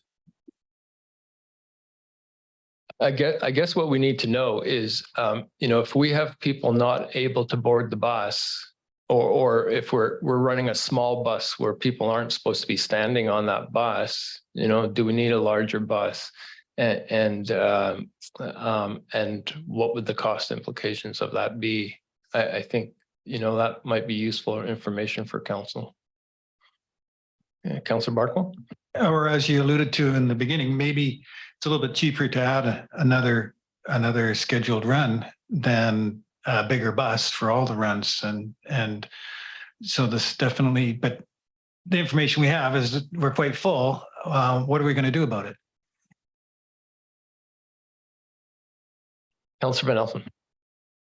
Thanks through the mayor. Hate to be negative, but how much longer are we thinking of providing free fares? Well, it's a 1 month trial or a 1 year trial, and then we assess it after that. Councillor Patton. Thank you, Worship. When would it be at the end of the 1 year? So next Earth Day, we get these figures and then we decide what's going to happen, or thereafter, because we could see a decline in ridership once it's not free anymore. So then we may not require a larger bus and the added expenses that go with it. Thank you. Councillor Peak.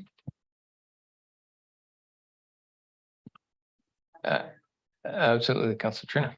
Yeah, I'd be interested to know a bit more details behind these numbers because they've increased, but is that just because we're giving free rides right now? Are people getting out of their cars and are they making that a habit? And is it just because of the free? Or do we have perhaps more students right now that happen to be going to school this year and going into at certain times? So it would just be, helpful to have a bit more reasoning kind of behind this increase instead of just assuming it's because of the free fares. So I don't even know if that's possible. I mean, bus drivers might have to collect that, but that would be something to consider when we discuss it again. Yeah, I guess to both Odessa and BC Transit, would we be able to get any kind of analysis like that after the year about looking at the regional trends and seeing to be able to gauge the impact of the free fare pilot as opposed to what's might be happening anyway naturally around the region? That sort of thing, that kind of analysis, something a little deeper than just here's the numbers. I'll let BC Transit answer that because they do the main data collection. I'm just the recipient of it. Thank you. So we are implementing throughout the province electronic fare collection system known as UMO. That's going to provide us with a lot more robust data for free transit and other initiatives that both your council and others around the province have been implementing. In the interim, for free fares, we really do rely most heavily on the drivers inputting manually tags to ridership. Individual kind of puts and takes in terms of demographics and rationale for riding the bus, price elasticity or convenience or et cetera aren't tracked. That said, we can go back and take a look at maybe a way to put together a more kind of comprehensive look at exactly who's riding the bus and provide that to Odessa.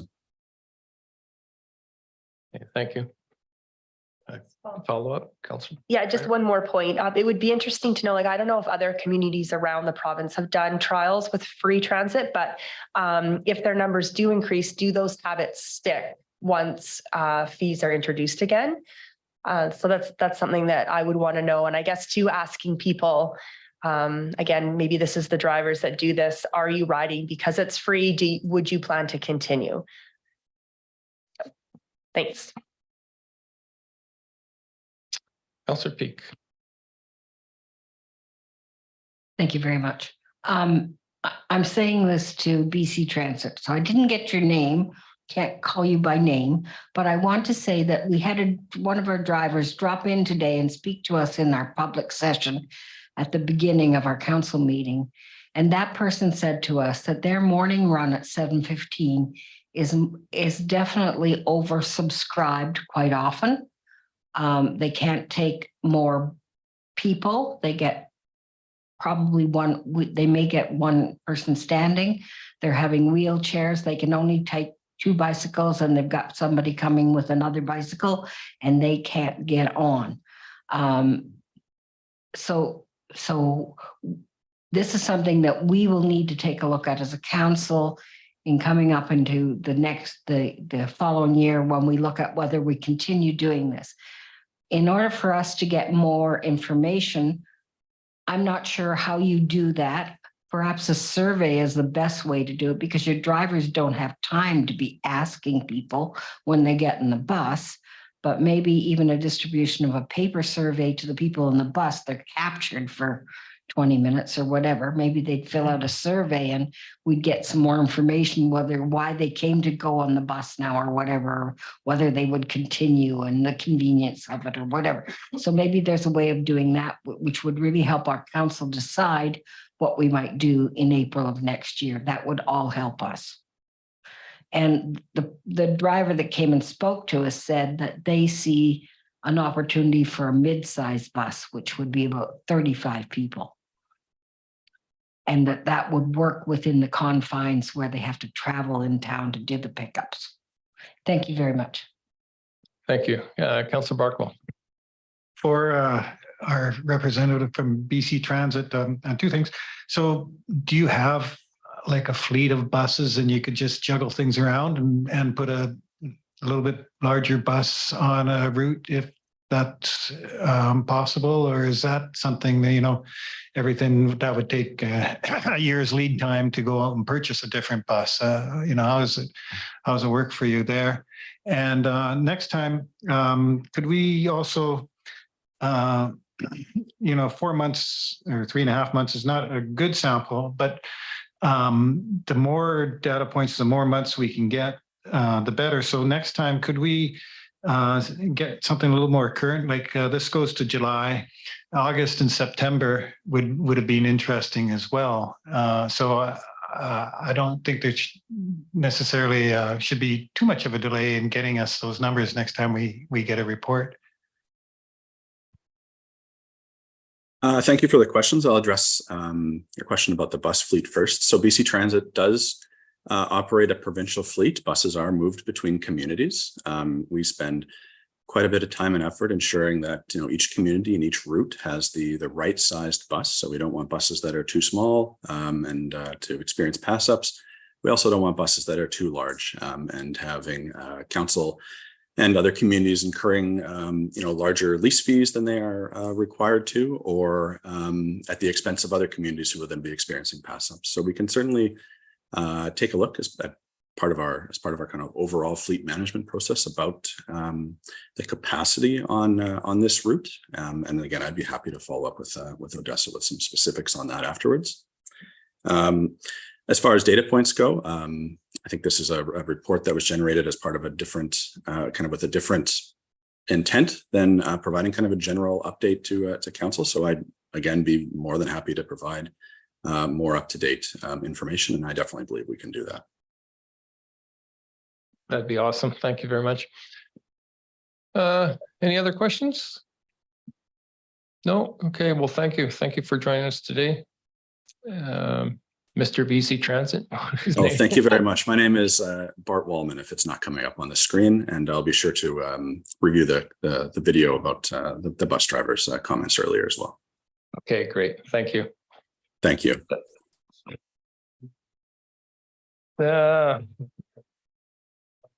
7.5, our financial plan, and ask our Director of Finance to take this one. Thank you, Mr. Mayor. So on February 27th, 2023, Summerland Council adopted the 2003 through 2027 financial plan bylaw, which provides the legal authority for the district to expend funds. Since that date, Council has made numerous financial decisions that impact this plan. These decisions need to be incorporated into the financial plan bylaw as required by the community charter. The proposed financial plan amendment bylaw does just that. So the council report itemizes all of the required amendments that are needed. And I'll just touch on 3 as part of this overall summary. So the bylaw amendment includes the addition of $1.25 million for the purchase of land located at 9215 James Avenue. $450,000 of this purchase was funded through general surplus, $500,000 through the land sale reserve, and $300,000 through capital works reserve. The bylaw also includes the addition of $430,000 in fee waivers for the Parkdale Place Housing Society project located at 13609 Dixon Ave. So council will recall that a maximum of $1.5 million was provided in financial support for this project.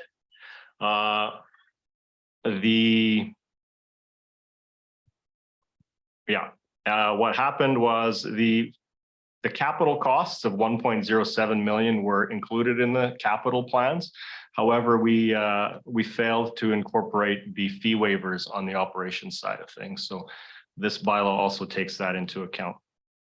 And then the last item is there's fleet adjustments incorporated of $109,000. We had a couple fleet purchases that due to different reasons needed adjustments of just under $110,000. So that this bylaw also takes those into account. In all, there were a total of 12 adjustments, and this bylaw amendment is now ready for first 3 readings. Okay, thank you. Council, any questions? Councillor Trainer. Landry Park rehabilitation, 50,000. Yeah. What was that? I mean, I know what it is, but can you just explain it? So through the mayor, thank you. That was a project that was to kind of do that pathway down at Landry. So when we sold the property, there was a council resolution to use some of those funds to, for lack of a better term, make betterments to that trail.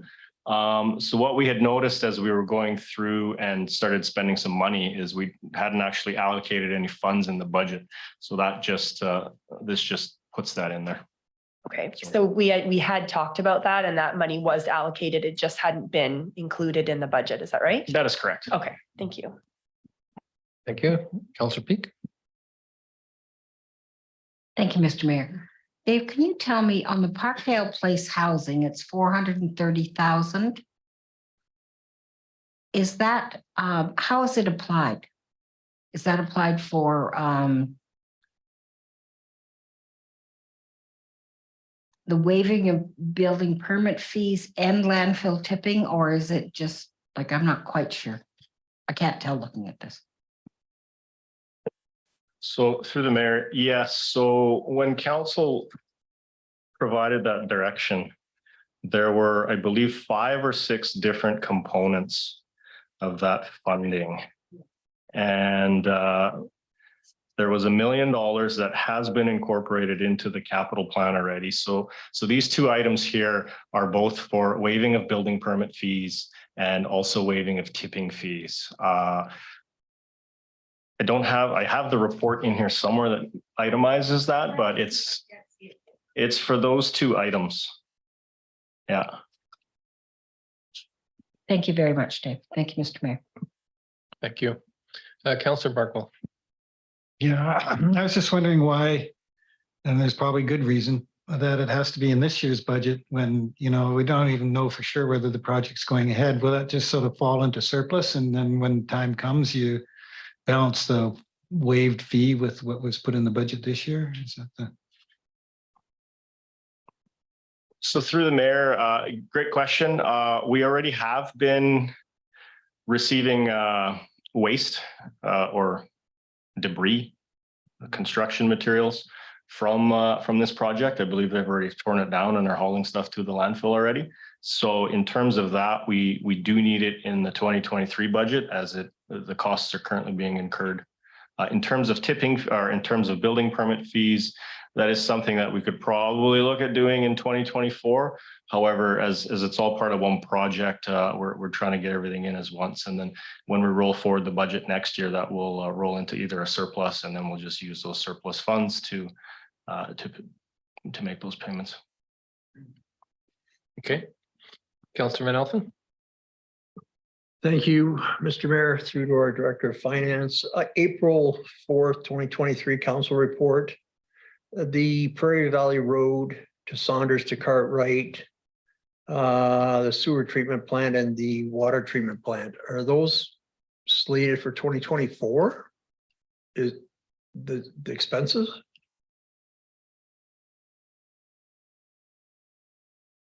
Through the mayor, I'm not entirely sure what council report you're referring to.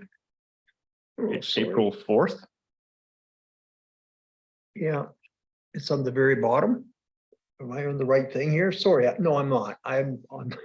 I apologize. I'm on the next agenda item. All right. Okay, perfect.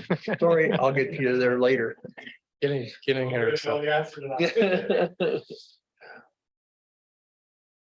Councillor Betts.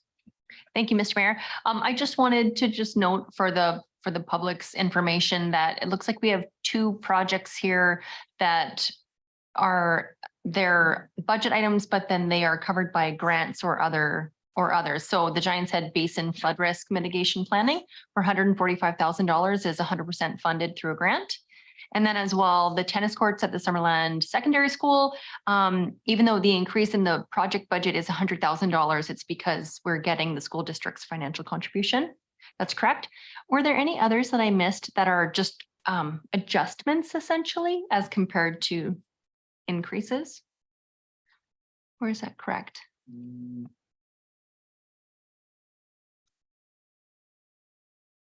Through the mayor, based on just looking at the list here, I think those were the two items that were funded through third-party vendor recipients. Everything else was due to either increased cost or new projects. Thank you. Thank you. Or we got grants for something, so we just added it. Yeah. Councillor Trainer. So when we do budget, this is kind of helpful to look back at, like, for example, the 20,000 for the powwow, that would be something that we would want to consider, like a reconciliation or First Nations budget item when we go to do 2024, as well as like the Freedom of Information requests, that's 70,000. So we didn't budget for that, I don't believe. So that would be something that we would have to start adding in. Okay. Thank you. Councillor Peak. May I bring the motion forward? Yes, please. That financial plan 2023 to 2027 amendment bylaw 2023-025 be read a first, second, and third time. Councillor Betts. Any further discussion? Call the question. All in favor? None opposed. That carries. Item 7.6, Growing Communities Reserve Establishment Bylaw. Director of Finance. So thank you, Mr. Mayor. On March 16th, the district received notification that the province would be providing a one-time grant of $4.533 million to the Growing Communities Fund. Now, a condition of the grant is that the funds be segregated into a reserve until fully drawn upon. The proposed Growing Communities Reserve Establishment Bylaw accomplishes this. To date, the district has invested the funds in a one-year GIC, which upon maturity will provide approximately $260,000 in interest. Now, council has committed $797,400 to replace the Kiwanis Pier and an additional $2.61 million for the Deer Ridge Sewer Project. The allocation of the remaining $1.38 million will be discussed during our 2024 budget deliberations. And that concludes my report. Okay, thank you. Councillor Van Elfen. Thank you, Mr. Mayor. Now I got the right one. So back in, April 4th, we talked about your report, sewer treatment plant. I think it's 3 million in borrowing, water treatment plant to 2.1 and Prairie Valley Road to Cartwright to Morrow at 3 million. Is that AAP or is that how are we raising those funds for that work?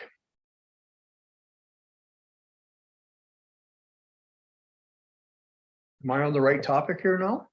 Yeah, so I'm just, sorry through the mayor, I'm just trying to recall that report. The next one, it's actually on page 482 of 521. From the 2017 Growing Communities Fund.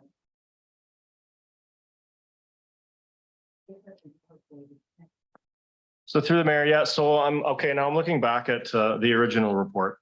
So when council was first introduced to the Growing Communities Fund, and some of the options that were presented to council were to potentially use some of the Growing Communities funding on projects such as the sewer treatment plant clarifier, water treatment plant conversion to sodium, the Prairie Valley Road to Sanders and Cartwright.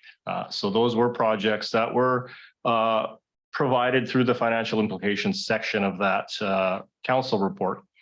And at that time, council decided to not make any decisions at that point, aside from putting the funding into the 1-year GIC.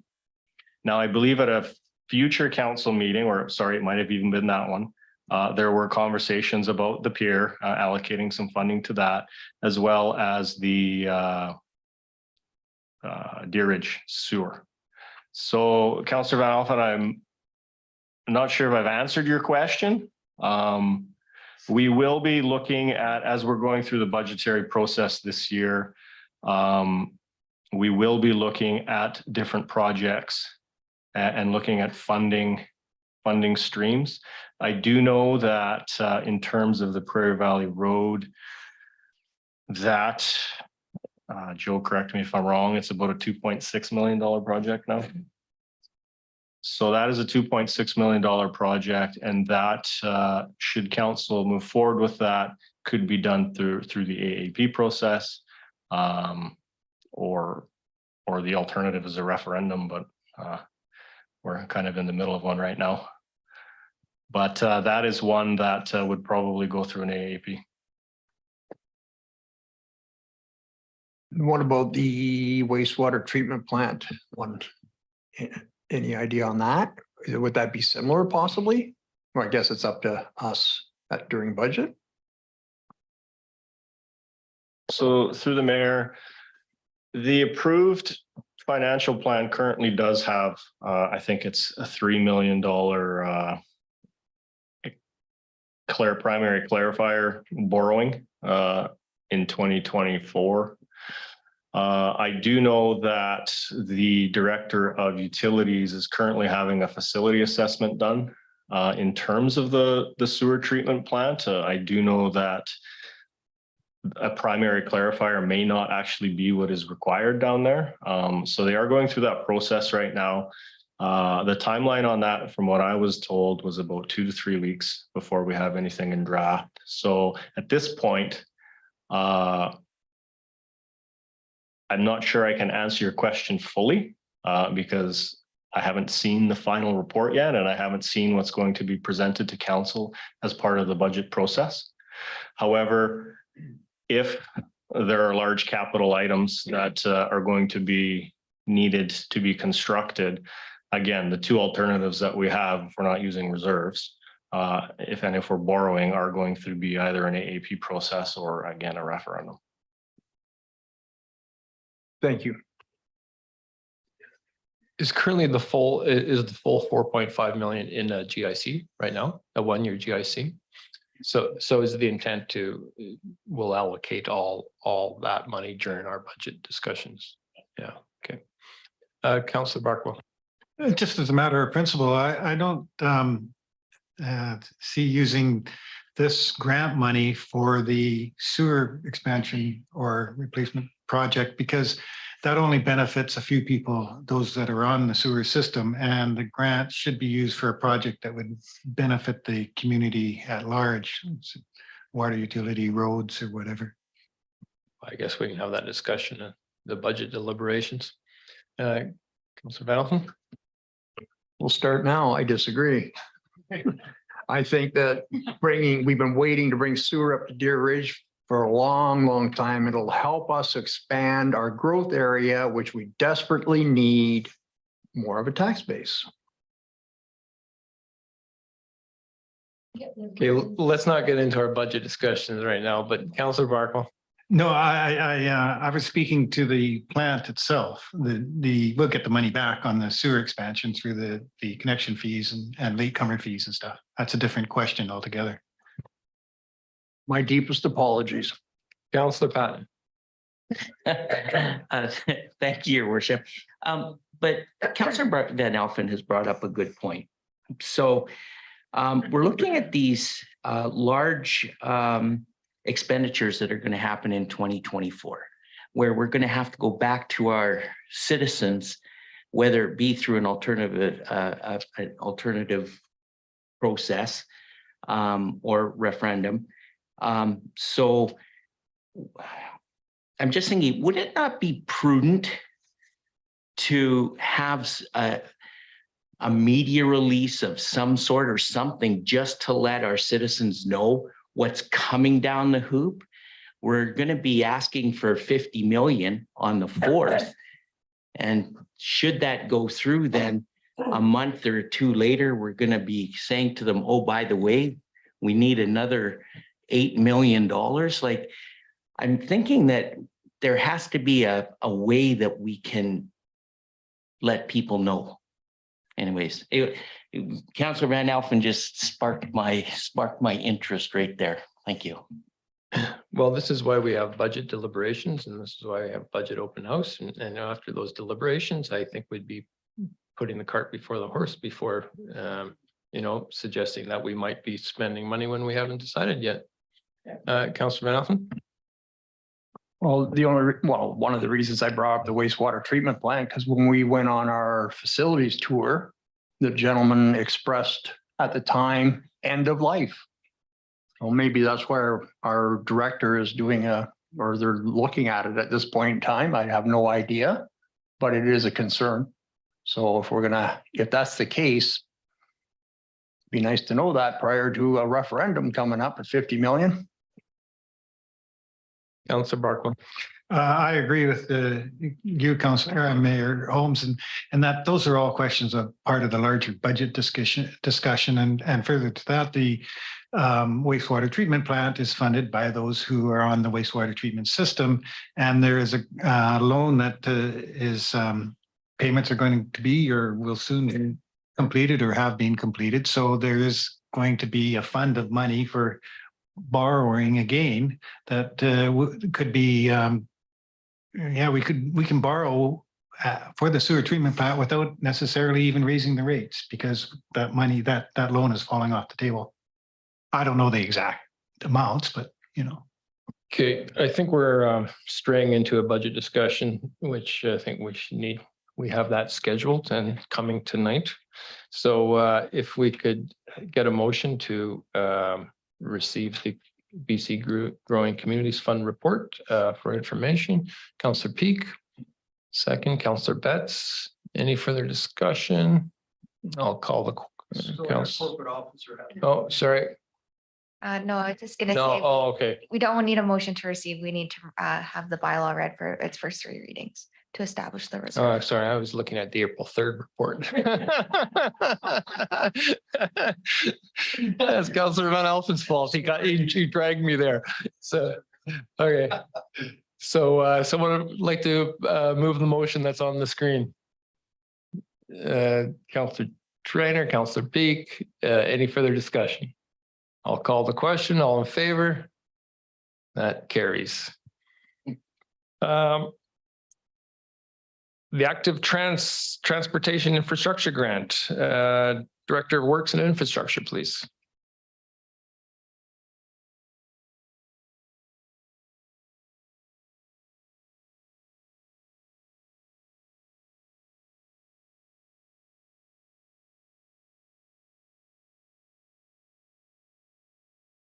Perfect. Thank you, Mr. Mayor.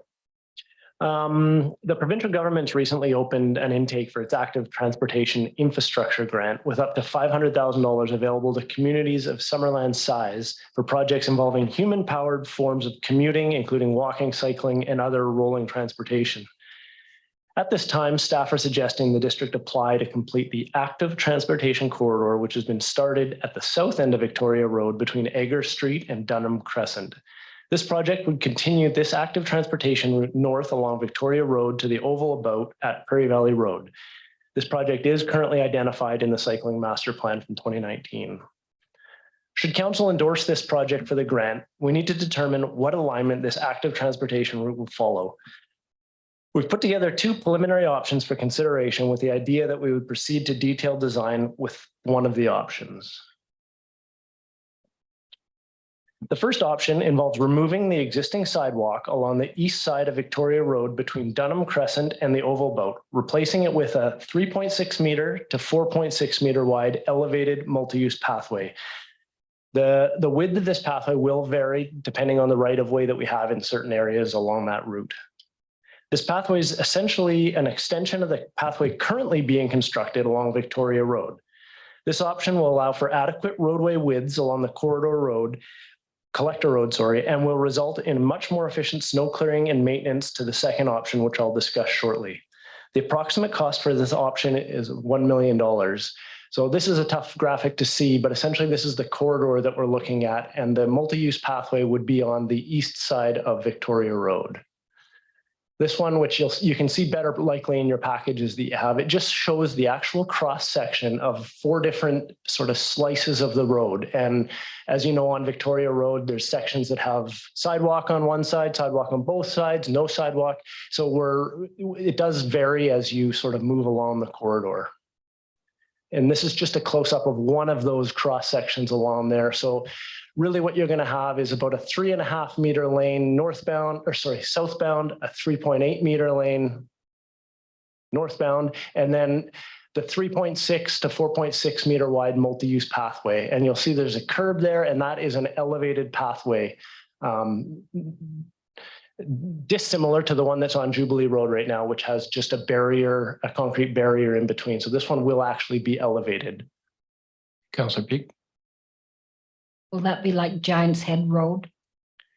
Yes. Elevated? Through the mayor, it will be, but with less of a buffer in between. A lot of the Giant's Head Road one has boulevard in between, and it will be a concrete curb as opposed to an asphalt curb, because there are a lot of industrial traffic going along there, so they will mount the curb at times, and there's a lot of driveways along there, so it'll be a concrete curb. Thank you. But an asphalt pathway. Yes.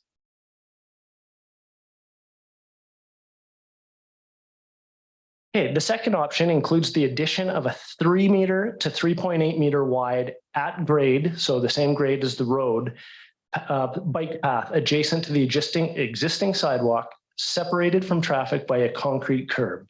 This concept separates the cycling traffic from the pedestrian traffic because the sidewalk will remain.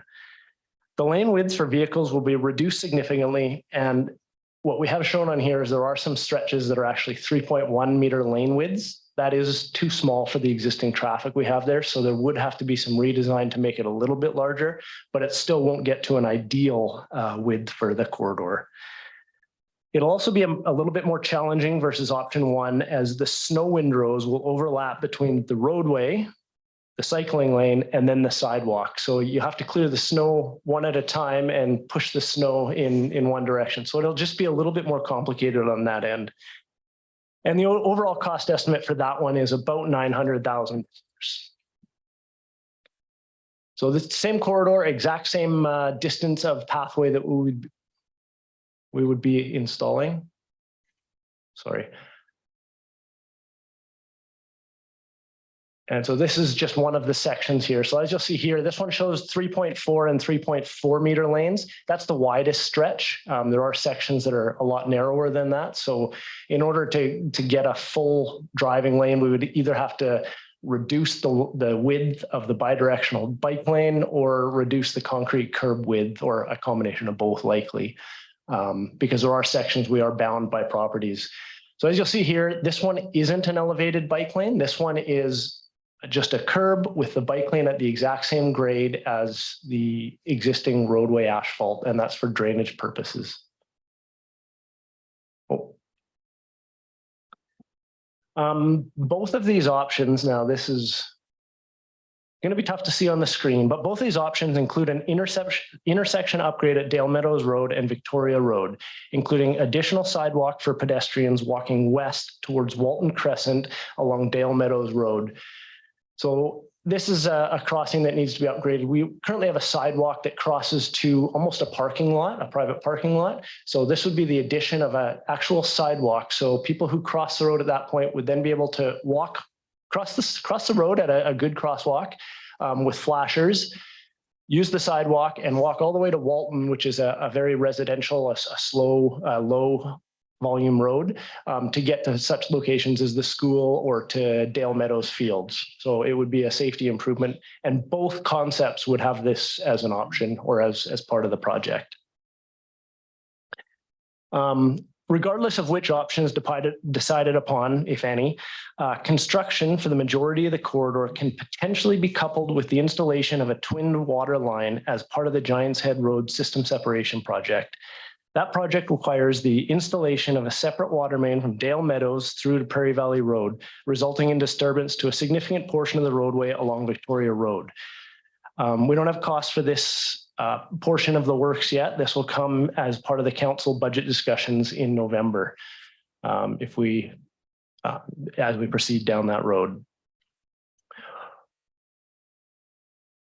What we require right now from council is two separate resolutions. The first is to direct staff on which, if any, of the options council would like to further to detailed design. The second is a resolution directing staff to apply for the BC Active Transportation Infrastructure Grant for the Victoria Road Multi-Use Pathway project from Dunham Crescent to Prairie Valley Road. You'll see I have them separated on the overhead there. So the first resolution would be numbered number 1, and then the second one would be the rest of the resolution. So any questions about either option or the grant moving forward? Thank you. Councillor Pan. Thank you, Worship. Hey, Joe, I'm looking at your cross sections on option 2, and I see that you have a from College Road, from Victoria Road South to College Road. You're talking about a 900.9 concrete curb. Are we talking 900 millimeters at 0.9? So why why a 3-foot curb there? And I guess the other question I have is on the other cross sections, like Dunham to Dale Meadows, you've got a 2-foot or 600 millimeters. Why so wide? That's a great question through the mayor. This is as you're approaching the roundabout. This is when it would vary slightly. This is one of the options where we would probably look to narrow that up in the detailed design to down to that 2-foot or the 0.6 meter curb along that spot. But that's typically what you do is you just want to create a little more separation as you get closer to the roundabout. This project does not actually enter the roundabout with the pedestrian or the cycling plan. It would actually end at that point right now. In the future, we would look to do some work around the oval boat to accommodate these traffic. If I may. So I guess the difference between option 1 then, if you're removing the sidewalk and it's a multi-path lane, you're taking the elevation difference into account there. Am I kind of getting that right? Instead of this high curb, you're utilizing the multi-path way as the curb? Yes, through the mayor, we would have a full curb for both options, but we would have an elevated bike path because the way that with just putting in the single one, the drainage would actually work in the opposite direction. So that's why the one is elevated and the other one is just the curb there, allowing the drainage to go through it. We're kind of somewhat bound by existing curbs on the other side, especially in the area you're talking about here, which makes drainage quite tricky. If I may, okay. So I understand. So I guess the big question is do we want to look at a design that rips out the existing or puts a multi-level pathway along the side, or whether we leave the existing sidewalk with the addition of a bike lane, at which distance would have to be reduced to give us a better clearance for vehicles less than, well, because it's just running around 10 feet wide right now per lane. In sections, yes. Thank you so much. Councillor Peak. Thank you, Mr. Mayor. So I see option 1 as a better option. My question, because it leaves more, it improves the situation and evens out the changes in the sidewalks and whatever along the way. It just seems a more reasonable way to treat that highly trafficked road. And it's a highly active transportation route, not just a highly active transport route for vehicles. My question is, do both these options take into account doing the waterworks? Good question. Through the mayor, the projects if we go ahead with the projects, we would discuss the water component at the budget meetings in November. What we're doing right now is like the numbers you see here, the 1 million and the 0.9 million are strictly for the path in order for us to apply for the grant, which is due at the end of the month. So what we're looking at here is just the path component of it. We'll come back during the budget and we'll discuss the addition of a water main, but we would do both projects at the same time. So essentially we would get a fully repaved corridor because the water main would probably be on one side. We're not quite there yet, but that's what we would be looking to do to try to essentially pave that whole corridor. Well, then I would personally see that supporting option one and applying for the funding. Okay, Councillor Barco. So, so the grant can be up to $500,000 and they'll pay 70% of the cost. So, but we may or may not get the grant. When will we on this? Is there a deadline in there somewhere that we, or I mean, they never do tell us when along the, maybe that's a dumb question. We know that they never tell you when they make a decision. So I'm just thinking about, we'll still have to be contributing either $400,000 or $500,000 of the district's money for these projects, but it's leveraged up. Yeah, okay. I'm not sure which of these two options is I would prefer. I'd like to hear more reasons for and against. I really see a snow clearing issue with the one, which would drive everybody nuts. And then, but the narrower road is we've been told a couple of times that slows the traffic down. It's a traffic calming effect and the speed of traffic going downhill because it's a gentle grade and it's easy to pick up your speed is an issue there. So. Joe?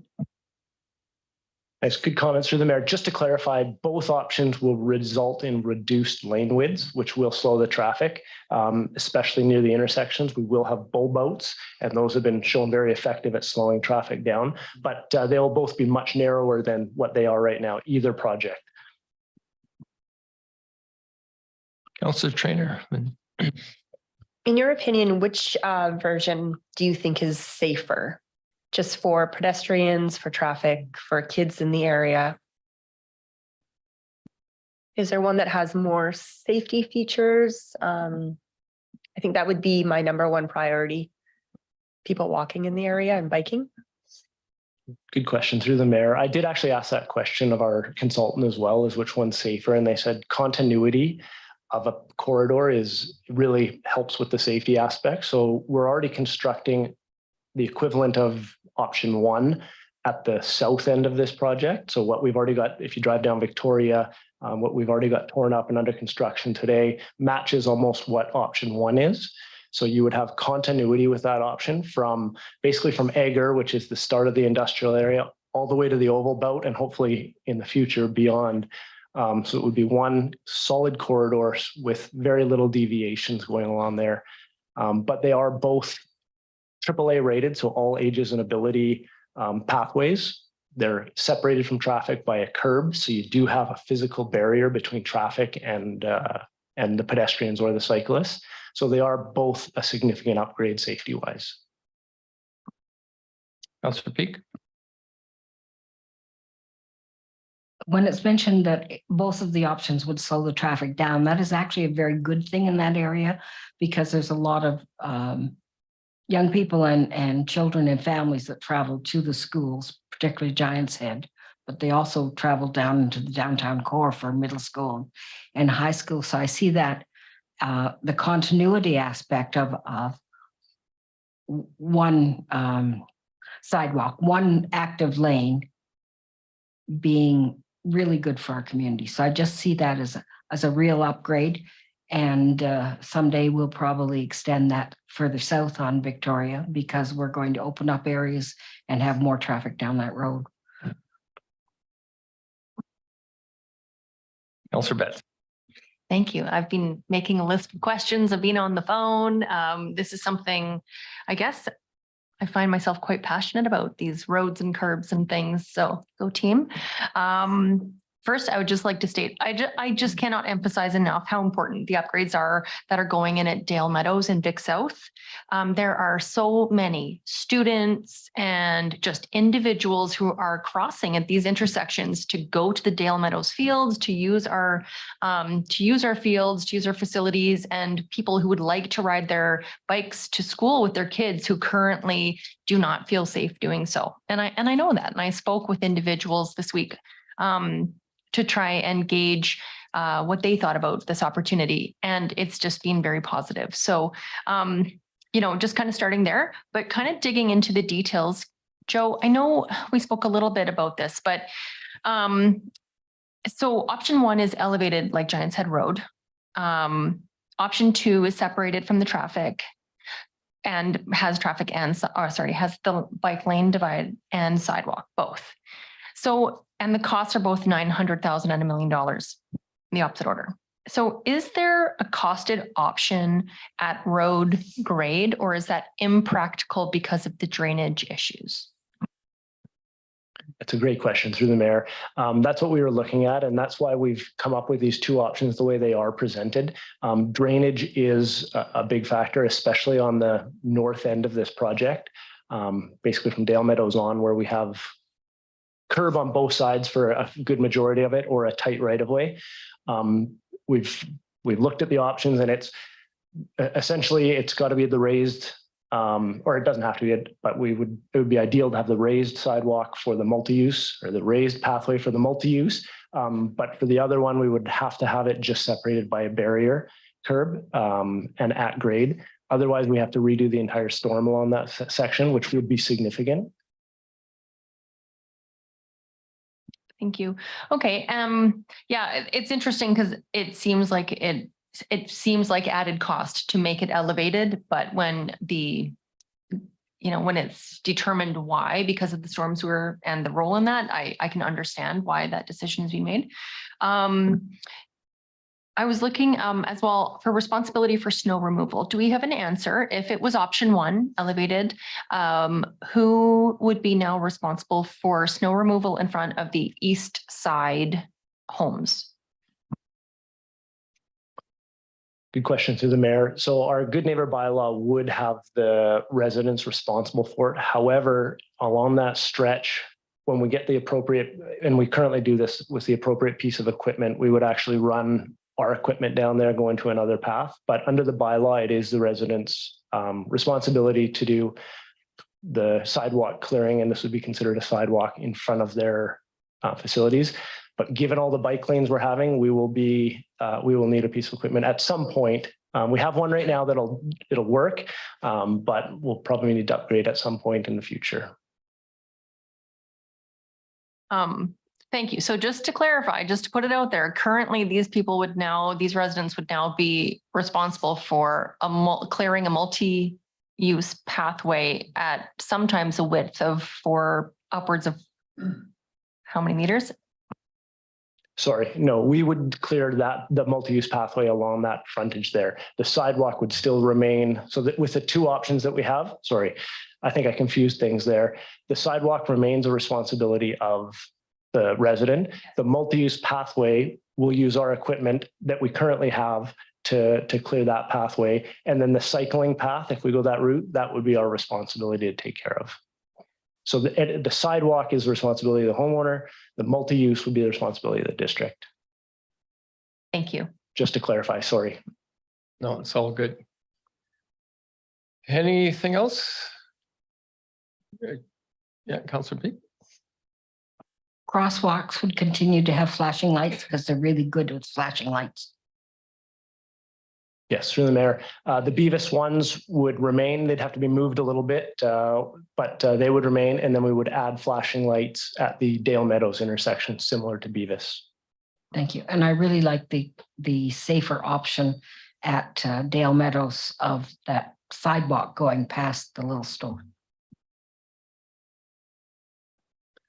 Just from my view, I like option 1. I for some of the reasons that were discussed. I think just having an elevated, not elevated, it's not up there, but a raised path, multi-use pathway feels safer. I think it feels safer for when you're driving and there's somebody alongside you on a bike alongside you. And I think it feels safer when you're walking or riding your bike as well, that you're not at the same level as the traffic. So there's certainly a sense of safety there, I would say. But Councillor Van Elk. Thank you, Mr. Mayor. I agree. I'd have to go with option one. That is probably, besides Prairie Valley Road, it's probably the second busiest road in Summerland when it comes to heavy equipment. We got concrete plants, we've got highway maintenance crews, we've got our own city crews. We got a lot of big truck traffic on that road, and it's all basically from Agar north coming into the downtown core. So I think for the safety of the public and especially the young people that have to go to school and use the crosswalks and whatever, I think it's and there's a lot of young people that live up in that area that want to ride, they go to high school or middle school on their bikes. So I think it'd be a good asset. Thank you. Okay, thank you. So you want to bring forward, somebody want to bring forward the motion? Councillor Van Elfen. So option one for the first resolution. Second, Councillor Peak. Any further discussion? I'll call the question. All in favor for option one? None opposed, that carries. And then the second item to apply for the grant. Anyone want to bring that forward? Councillor Betts, Councillor Van Elfen, any discussion? Anybody not want to apply for the grant? Okay. Call the question, all in favor? And none opposed, that carries. Okay, item 8.1 this is for adoption that we discussed last meeting, the permissive tax exemption for the Sportsmen's Association. If you want to bring that forward, Councillor Van Elfen, Councillor Markwell, whatever your name is. Any discussion? I'll call the question. All in favor? None opposed. That carries. Items removed from the consent agenda. 4.4B, Councillor Betts. That would be the letter from Youth Parliament. Yeah. Thank you, Mr. Mayor. I just wanted to bring forward this piece of correspondence. Perhaps it could be forwarded on to Summerland Secondary School and maybe to their social studies classes or whatever it's called in high school these days. The opportunity is for the Youth Parliament of British Columbia to have a session held in Victoria from December 27th to the 31st of 2023, followed by a one-year commitment. It's a province-wide non-partisan organization for young people ages 16 to 21, teaching citizenship skills through participation in the parliamentary session in December. And continuing on, I thought it was important to bring forward because the application due date is October 27th. That's only 10 days away. There is a $425 registration fee. But it is the opportunity for our young people to learn about how government works, to debate local, national, and international issues. And I, as a young person, participated in opportunities like this. And I just think it's important to highlight those opportunities to our young people. So hopefully we can send it on to the high school. Okay, thank you. Would we need a motion for that, corporate officer, or we'll just do it? Yeah, we'll just do it. Any further discussion? Okay. Move on to the public comment period. Mr. Bessler.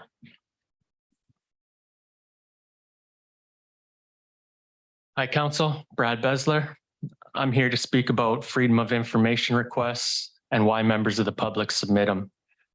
For example, in 2021, news articles were published regarding the District of Summerland's wrongful firing of a long-term female electrical employee.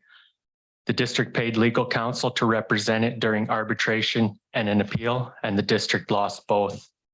Further, the arbitrator described the actions of district staff Marnie Manders and Jeremy Storvold as extremely suspicious and unreasonable.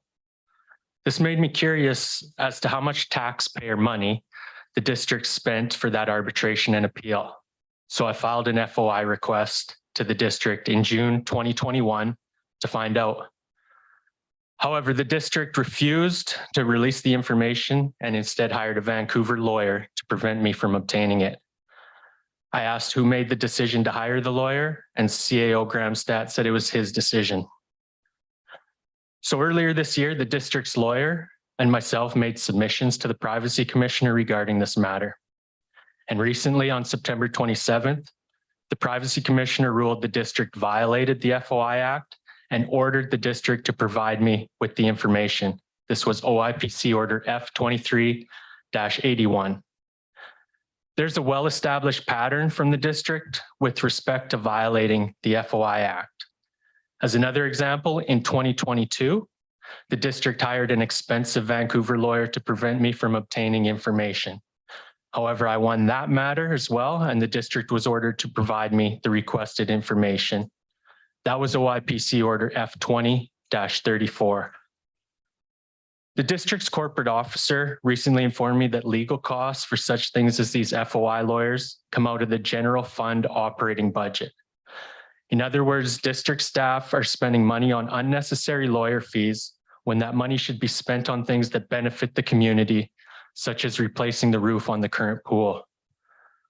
Council and district staff always talk about the importance of transparency, going so far to include it as one of your principles.